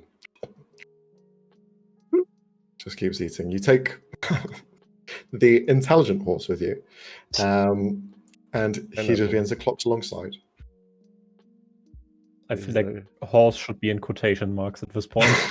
Yes, decidedly. This is So- for sure a horse. For sure. The group of you begin to head to a busier part of the city, horse by your side. You can see there is a large gathering of people who are beginning to focus their way into the center of this space. Some people dressed up. You can see there's lines of people waiting. You see all sorts of different clothing. You see kings, queens, monarchs, even heroes of legend, even villains as well, depicted in these different costumes that people are wearing. Is The that an villain Andrex one, cosplayer? that seems to be quite a large proportion. You just see a lot of these people dressed with like a skull face painted on them. You can see one of them has like a glowing red eye, but then someone corrects him. It was actually green. You just hear this kind of like back and forth. That's correct. Damn. A lot of overcorrection. A lot of a villain that saw a lot of hate as well as death being depicted here, which seems totally normal for this event. You see people kind of walking around like, wow, that's red. Is that Deckers? No, there just seems to be Andrix the Cruel depicted here. You also see other figures, other note. You even see different cosplay from other worlds as well. There are giants who walk among these groups, and you can see some of them have painted their skin out of almost looking like uprooted stone. They walk with this kind of like heavy gravitas to them. You hear people like looking up. I think that's supposed to be the king of the plane of Earth. Excuse me, what are you? Afghanistan. You just hear, he just shouts down, "Oh, hi, I'm just playing Calamus. Hiya," and just continues to walk forward. You hear different names thrown around. You recognize a couple of these famous figures, but outside of all of that, outside the sea of people, you see a pop-up building that seems to stand out very much from the rest of the surroundings here, where most of the buildings here are of the same size.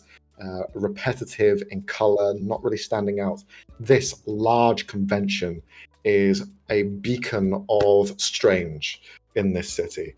You see a logo up top which has a green light shining in the left, a red on the right, the two colliding together. And in this very kind of Comic Sans pop art, you see written at the top, Collapsicon. There is a large entrance. You see Tuco looking around. Oh, I think my friend should be around here somewhere. Just give me a moment. And you see he begins to like run through to try and find them. You guys are surrounded by just a sea of nerds, is the best way to describe it. Some of you are at home, some of you are not. As you just see them looking over at your costumes. One of them like looks over, who is dressed in this silvery garb, looks over at the horse. What are you supposed to be? The horse just kind of like looks over at his direction and looks back at you. Yeah, I mean, if you want, you can answer, or I can do it for you, but you're free to express yourself. Express myself. Yeah, but please, nothing violent. People might misunderstand. You begin to hear a dripping sound, and you begin to smell a very strong scent of urine. And the guy who pointed them out just goes, "Oh, you're actually a horse. Oh, sorry," and just fucks off inside of the convention. Tuco. Well, that's one arrives. way of solving the problem. Tuco arrives back, and you can see he's accompanied with 3 other people. You see a male gnomish figure, a tall tabaxi, female tabaxi, as well as a male figure, human. The 3 of them are all dressed in different sort of attires, but all seem to revolve around some sort of theme. You see that the gnome figure is dressed in... All of you can roll history checks as I describe what they look like. One of them's dressed in... Go on. Yeah, well, I'll like take a short and quick glance at the group. I will also clean with precipitation what like the mess the horse did. Sure. History. Sorry. Okay. With the theme that seems to be going on, Cal, you kind of like see all of them and you're kind of like, oh, they look nice. Yeah, I have no idea what anyone's wearing here. Cal's just complimenting people left and right and he has no idea. For the rest of you, you see pairings made up. You see 2 people, the tabaxi, as well as the gnome, are dressed in... they kind of painted their skin and fur in like a bluish tint. They themselves are wearing this very regal, royal-looking attire that has accents of storm, lightning, and clouds. And you get the idea that the both of them are representing royalty in storm giants. More specifically, the gnome is the father, King Circa, and the tall one is the current queen and ruler of the storm giants, Queen Thimra. Next to them, you see Tuco dressed as Lord Danix. Meanwhile, the human is dressed as his father figure, King Hadal. You see a theme of daddy and issues between the 2. But they just kind of... They look there. For Olrin, as well as Helen, 2 of you rolled a 21 and 18. You would know that Queen Thimra is a leader of a civilization called Zeftal. Zeftal is a united front of giants who have all come together under her leadership. She lives and guides this nation via a city that floats in the sky. It is known as the City of Zeftal, and it is a powerful beacon that hasn't really seen much presence within recent years, but there are stories of it being very prominent in both political affairs as well as by the hand of King Circa, a place of tyranny. It has been used as a siphon of power and resources. Pictures have been shown of this floating city, which, home to giants, is massive in scale into a comparison to a regular city, would absorb the rich minerals underground and above it. Depictions of almost like this laser shooting down and absorbing trees, ground, anything that was underneath it, and basically becoming a part of that city. But more recently, this city hasn't really seen much prominence, but it has united the giants as a whole. Queen Thimra is a cloud giant, whilst King Circa, who has been dethroned purposefully and has no longer been seen, is a storm giant. On the flip side, King Hadal and King Lordanix, you already know a little bit of them, but more so of King Hadal. He had ruled a nation known as the Emerald Enclave back at the beginning of this era. He ruled it with an iron fist for about 30 or so years until he had passed away, giving rule to his son, Lordanix. But in that time, he had amassed a terror. All of the cities and nations of Calzeria that fell underneath his rule saw him as a tyrant. He wasn't given a very good name, but his death was one that had almost befallen fate. He had passed away. The story was he had fallen down the stairs due to old age and fell and died there at the steps to his throne.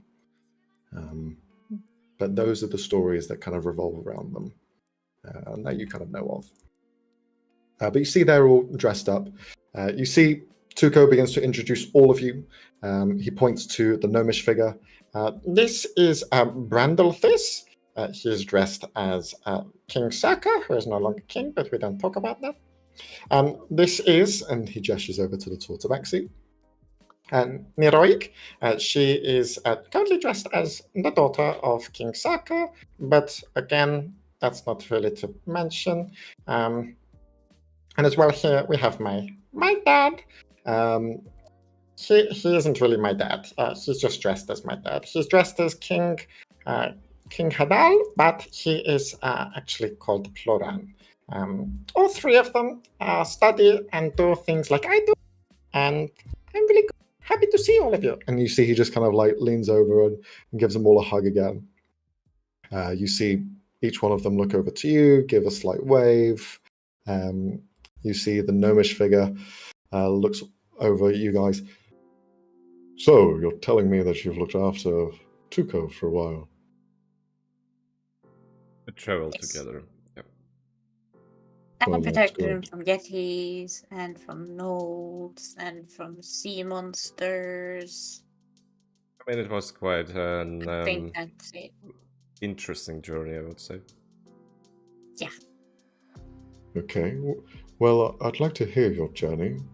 It's not something that I focus on, but I'd like to hear it nonetheless. This little fellow, and I point at Carl, will definitely share them with you. Oh, I would love to. You see the human points his hand out, Pluran. I'm actually more of a guy of stories, so if I'd love to hear it. Actually, just tell me everything that you've seen. Well, I can tell both of you at the same time, because why not? Oh, okay, I'd really like that, and I can share stories of where we've been as well, if you don't mind. Always, I love stories. Okay. You see the tabaxi looks around at all of you. Come on, we should go inside. We're going to be late. Helen, Sure. Late for what? Helen will just kind of nod and follow in. Late. Well, we have several planned meetings with some of the people here. Are you guys not fans of this event, or do you not? I know we're here with not Tuco. know? Yes, they're here with me. They don't really know what's going on, I'll be honest, but just No. help them understand, and maybe they will fall in love with it. I just burst in laugh. No. The horse also laughs. Pineapple. I'm sorry. Traitor. Just like the pineapple just told me a really great joke. Yeah. The gnome looks at you. The horse told you a joke. Yes, Yes, pineapple. he talks to horses. It's his thing. Don't The horse question it. talks a lot, apparently. Yeah, Yeah. he's We haven't Oh, heard it. he is a bit on the downside. I mean, like negative, but still, like his jokes are just hilarious. You see the gnome. He kind of like gives a squint. May I investigate your horse? Just wait a second. I need to first ask for his consent, and I look at pineapple. Do you want to be investigated? I'm Or kind of worried examined? of what he's going to find, actually. So no, I prefer he didn't. He's yeah. worried. Pineapple says he does not consent. So, unfortunately, no luck today. Though he likes apples and carrots, if you can bribe him, he might reconsider it. Okay. This is an interesting horse. I'll be sure to give it some further look. Is it cursed? Helen Quite just kind of probably. shrugs in the background.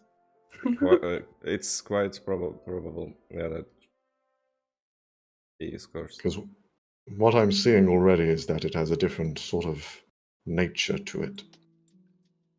It definitely does not pertain from this realm. He visited the Fair Realm, as far as I know, so you know how the things goes. All right, well, I'll definitely be buying some apples. I need to figure out this horse a bit better. And you, sir, you're Vidalcom. Yeah, I am. This isn't cosplay. What? You're real. No, it's I am. Yeah, alive and well. And you are not affected by the Crimson Flesh. Rot? That's actually interesting question. And do you mind if I give or ask you in return? Do you know anything about it, or what do you know about the Crimson Rot? Well, you see, I've been following a lot of curses throughout my many years. You could say that's my speciality. Interesting. Then this visit is already become much more, how to say it, interesting. For my I told you, Axon. I said that you'll enjoy it. Well, I can make my judgment after the meeting if it was successful or not, but it's interesting at least. Well, we'll definitely be having some chats. Oh, definitely. And I would love to hear everything you know about Crimson Rot.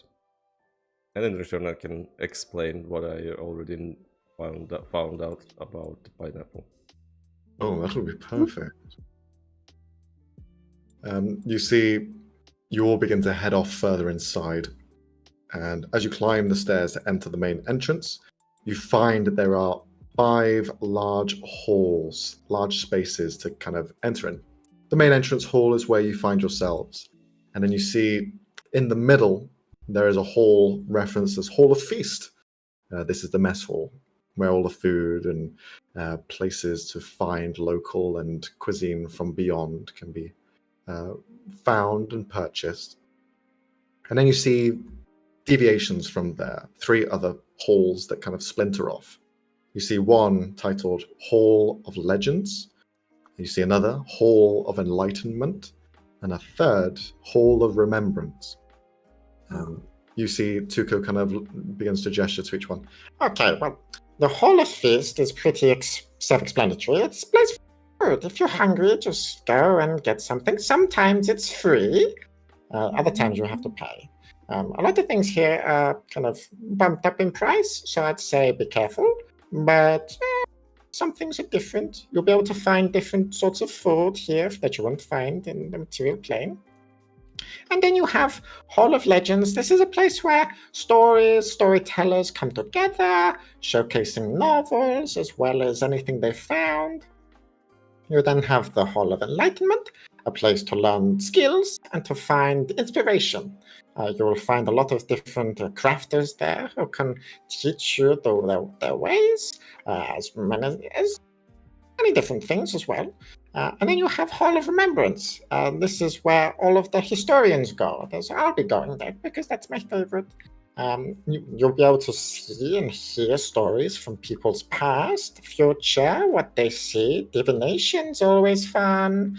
But as well, they just share their knowledge and what they found. So, yeah. Where would you like to go? Divination. Well, I would love to learn about my future.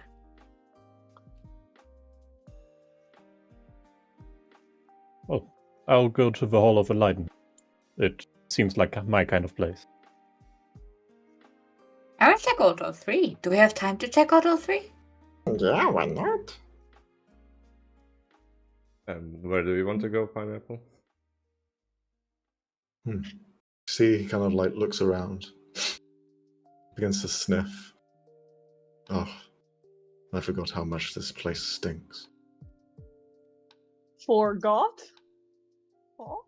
He looks around. Perhaps the Hall of Legends could be interesting. You know what they say, there's a bit of truth in stories. But this like historian all they also share the stories. So why don't we visit them both? I don't know if I can put up with these people for that long. Well, just tell me if you had enough and we can visit another one. How about that? Oh, okay. I will Then we'll pat start him on off the with- side. We'll start up. Don't touch me. Oh, come on. I thought we were friends. I'm your slave.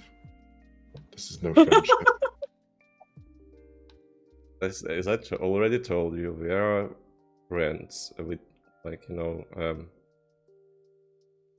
you're not like, yes, like from the legal point perspective, you are actually a slave. But again, people in this country are not considering any horses as creatures with rights. So legally, yes, but actually, no. So you're more or less free to go, but I would not. No, I would not be. I would not find it like amusing if you do something, out of extraordinary. So I would rather have you with me, Well, then Wow. perhaps we could go to the Hall of Enlightenment and find someone who can turn me into something that isn't an animal. That's good. That's a great idea. And if we won't find anyone, we at least can visit the hall with the stories and maybe find a story about some great magician which turned horse into a human. Maybe there is a way to undo your curse as well. Who knows? My curse? Why do you think there's a curse?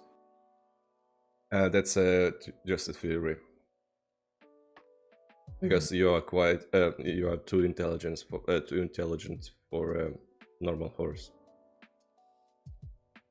and you are, I would say, a bit pessimistic, but it would be not quite true. And again,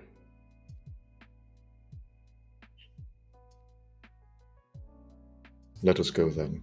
yeah, let's visit the Hall of Enlightenment.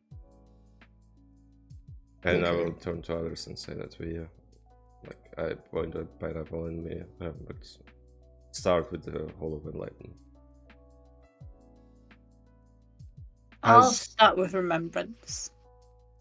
okay, so we have one remembrance, one enlightenment. Which was the one where you can tell new stories? So there's the Hall of Legends where there's stories and storytellers. They come together and kind of share their tales. Yeah, she'd go there. Okay. And then for Olrin, Hall of Enlightenment. all right. You'll all begin to spread out, head to different halls. Some of the NPCs, they begin to follow alongside. Some have dealings in those same areas. But as you all begin to spread out and find different halls, you begin to see kind of different people here and there. You can see that there's queues, lines for like meet and greets, it seems. You can see there's like a little booth made up, and you can see people sat there kind of like talking and waiting there, signing something, a book or something like that. You can see a couple of people that have some notoriety to them. Some people that really stand out from the crowd, though, as you're walking through and going between these halls, you find this kind of massive poster behind them, which says, the beginning of an era, the story told from someone who was there. And you can see a long line, a queue of people waiting to see this man who is in a large suit of armor. But you can see that there is kind of like people whispering back and forth. As well, sometimes he kind of like takes off the helmet and holds it to the side, and you see just this skeleton of a man just kind of there.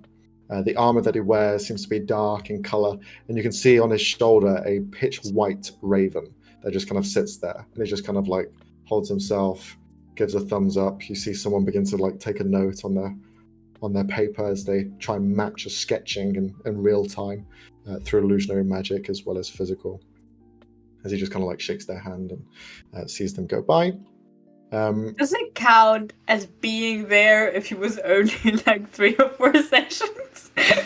Yes, it counts. He Does was that actually count? afterwards. He was at the guild, so it counts. I know he was at the almost guild, there. but he wasn't involved. I mean, he went on side quests as far as we Yeah, know. he was almost We there. don't actually. He did Also stuff. see having larger groups as well as closed off spaces. You see signs written off on walls and doors where people are trying to enter, where it seems like there's some sort of larger meeting or conference is taking place. You see a lot of people have gathered around quite a few of these, and you see some notable names on there. You see Isabella Lyon Dite written on one of them. You see another one that says Gorham Mesk, another one that says Zaya Day. You also see one which has a high priest written in there called Festus Crumb, as well as a name that has been mentioned before by Tuco. You see Wisoma Relandia. This is the Arcane Infuser. Each one of them seems to have this large kind of open discussion panel that's taken place, individual rooms just kind of idled next to each other, and you can see they're taking place. I'm so happy for her. She's holding public speeches. My babe. I'm so happy for her. Sorry, I had to do that. I love Isabella. Anyway, yes. go on. As continuing to look throughout, you see other people. You see kind of like crackpot theorists in some areas who kind of like try, hey, come here. Let me show you the truth Cal of is the talking world. to all of those. Okay. Cal's talking to every single one. You begin to go off and kind of go on a tangent, deviation, and talk to each Yes. one of them. But eventually, you guys begin to find groups that more likely suit what you're looking for. So I'm going to ask each one of you to just tell me, what is it you're looking for? What specific what's your ideal find here? You kind of have an idea of what this space is. Is there something more specific that you're looking for? And we'll kind of dive into it there.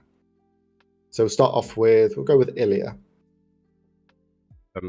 Yeah, I would look more into the curses, of course, and like Feywild, the ways of undoing curses, and the Crimson Rod, if anyone knows. But I highly doubt. But if there are any mentions of that, I would also like dive deeper. Okay, sure.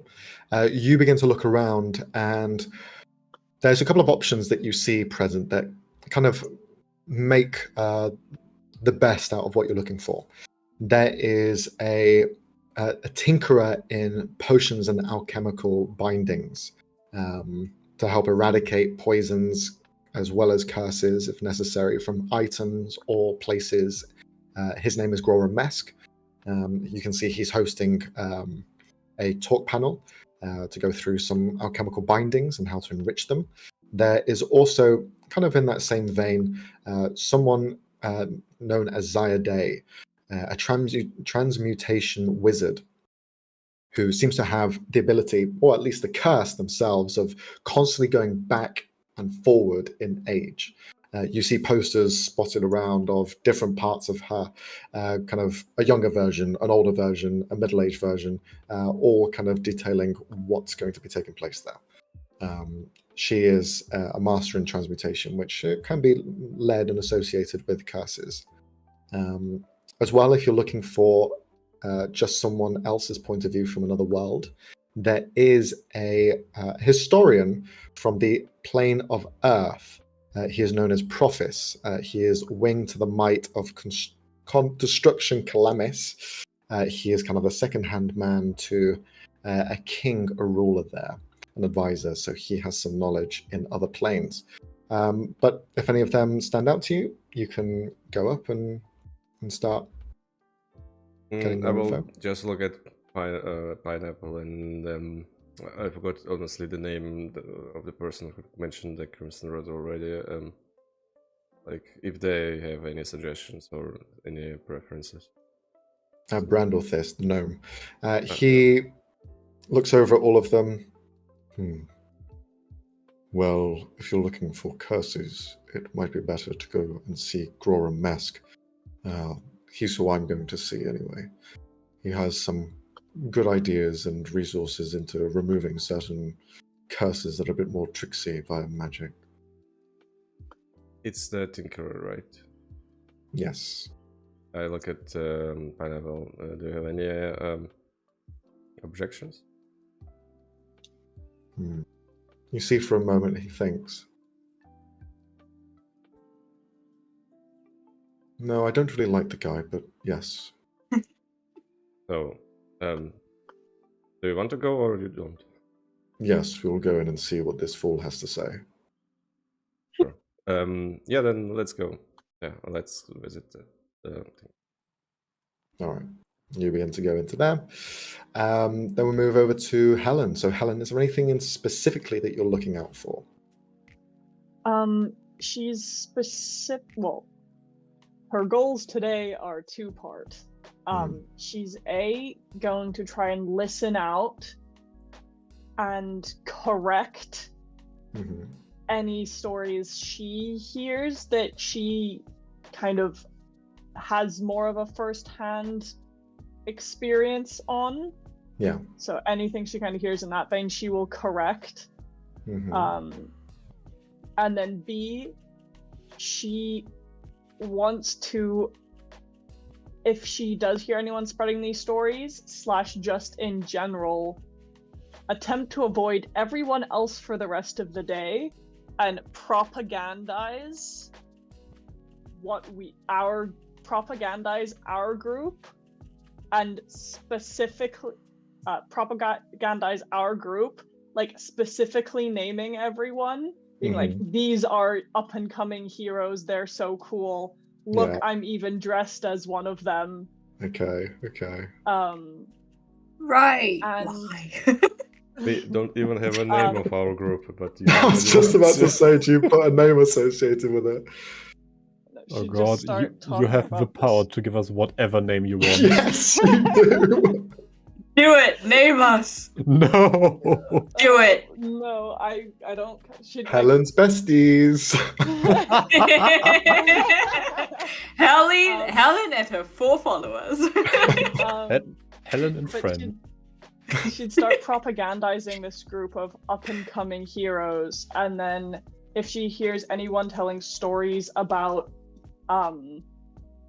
her, like specifically relating to like where she comes from or like people who she grew up with, she would also feed them like I heard a rumor, and basically start telling them that, like, you know, evil stepmother, like she'd say it like very seriously, but be like, you know, I heard actually like she overthrew everyone and like threw out his kid, and like start just spreading this information. You see a couple of people begin to speak back. Oh, wait, you mean Tintava? No way. You just begin to hear these back and forth. And she's very like fandom historian, going like, no, like actually, like I heard this, or like just like really like pushing it, really trying to sell it. So rather than see any like large event that's taking place here, you just begin to plant seeds.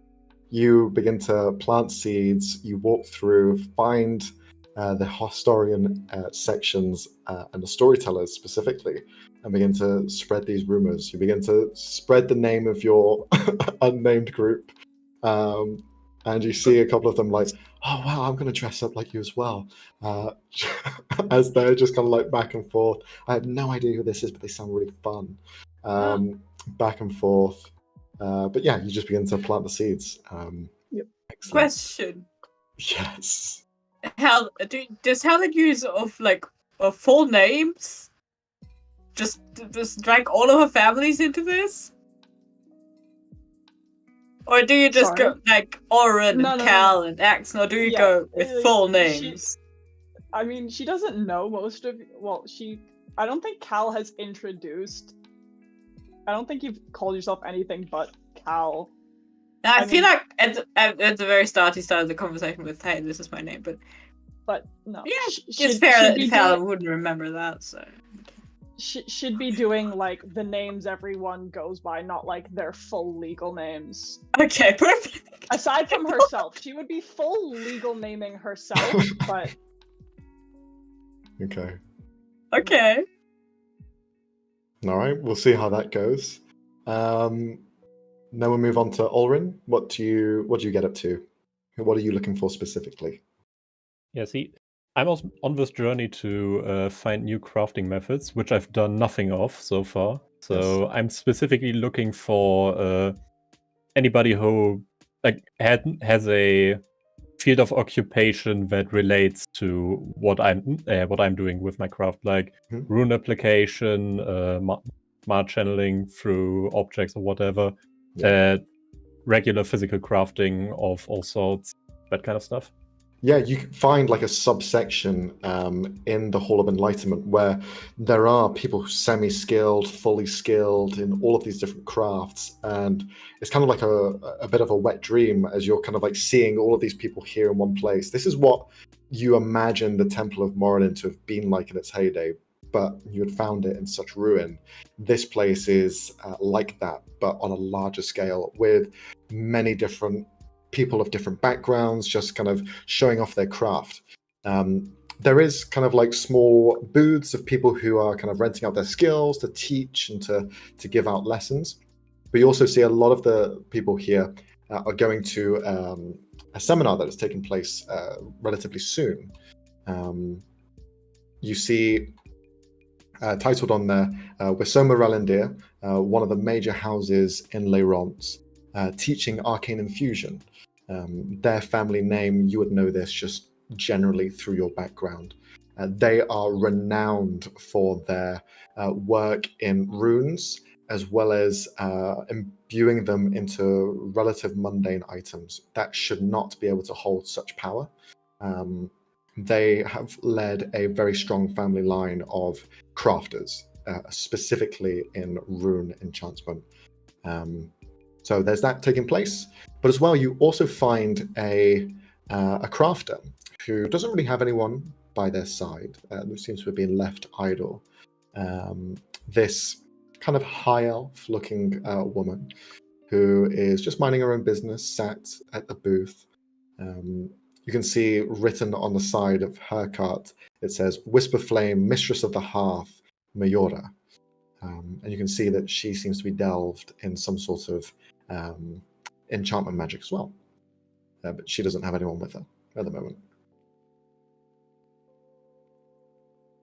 Okay, I think I'm going to start from the basics. So first I'm going to the Mistress of the Hearth, and then going on towards the runesmith, and then basically just enjoying the entire thing like a kid in a candy shop. Yeah, sure. If you could just roll a religion check for me, seeing the name Whisper Flame, something begins to kind of tick in the back of your mind. No, it doesn't. There he is. It was a scratch. That was just there. You just had a bit of an itch at the back of your skull that you can't get to. But yeah, you begin to approach Mistress of the Hearth, and we'll move over to Cal quickly. So Cal, what are you looking for specifically? Are you literally just delving into everything that you find, or is there something specifically that you're looking for? I do want to say Cal had a goal in mind, but he got distracted so quickly. Like, Tuco mentioned something about fortune telling, and he was dead set on going there. Then he met like 3 or 4 people that told him conspiracy theories, and then he was deeply involved with that for a second. But then he spotted Tuco again and was like, "Wait, fortune telling!" And so he got back to his secondary goal, but he did not yet remember his primary goal. So he is going to check out the fortune telling first, because if there's someone that actually does that, he's deeply intrigued. Okay. You begin to kind of like waver through the whackpot theorists. You see one of them kind of like looking over to you. Hey, don't leave! Don't leave! Come back! I have more tales to tell! Yes! But... No, I need to set priorities. I know. I need to set priorities. I already feel like I forgot something, so... Don't you want to know what lies beyond the stars? I do, desperately. But I'll be back, I swear. Like, we'll be here the entire day. I'll come back. But what if I'm dead? Who will I share these to? You can write them down. Write a book. No, they're out there for me. They want me dead. My knowledge is too strong. Okay. And Cal goes over to him, puts a hand on his shoulder. Listen, I think you need something to calm you down. Like, you're something paranoid. Have you tried? And he's going to recommend this sort of, it's like calms their nerves for a while until, it wears off. And he just goes like, have you tried that? You're going to give this like 80-year-old man drugs? No! He's going to say, have you tried this specific drug? He's not going to give him anything. No, I haven't tried it, no. You should. Go ask around town, try and find it. As far as I know, it's legal around here. So, should be good. It will help with with all of that.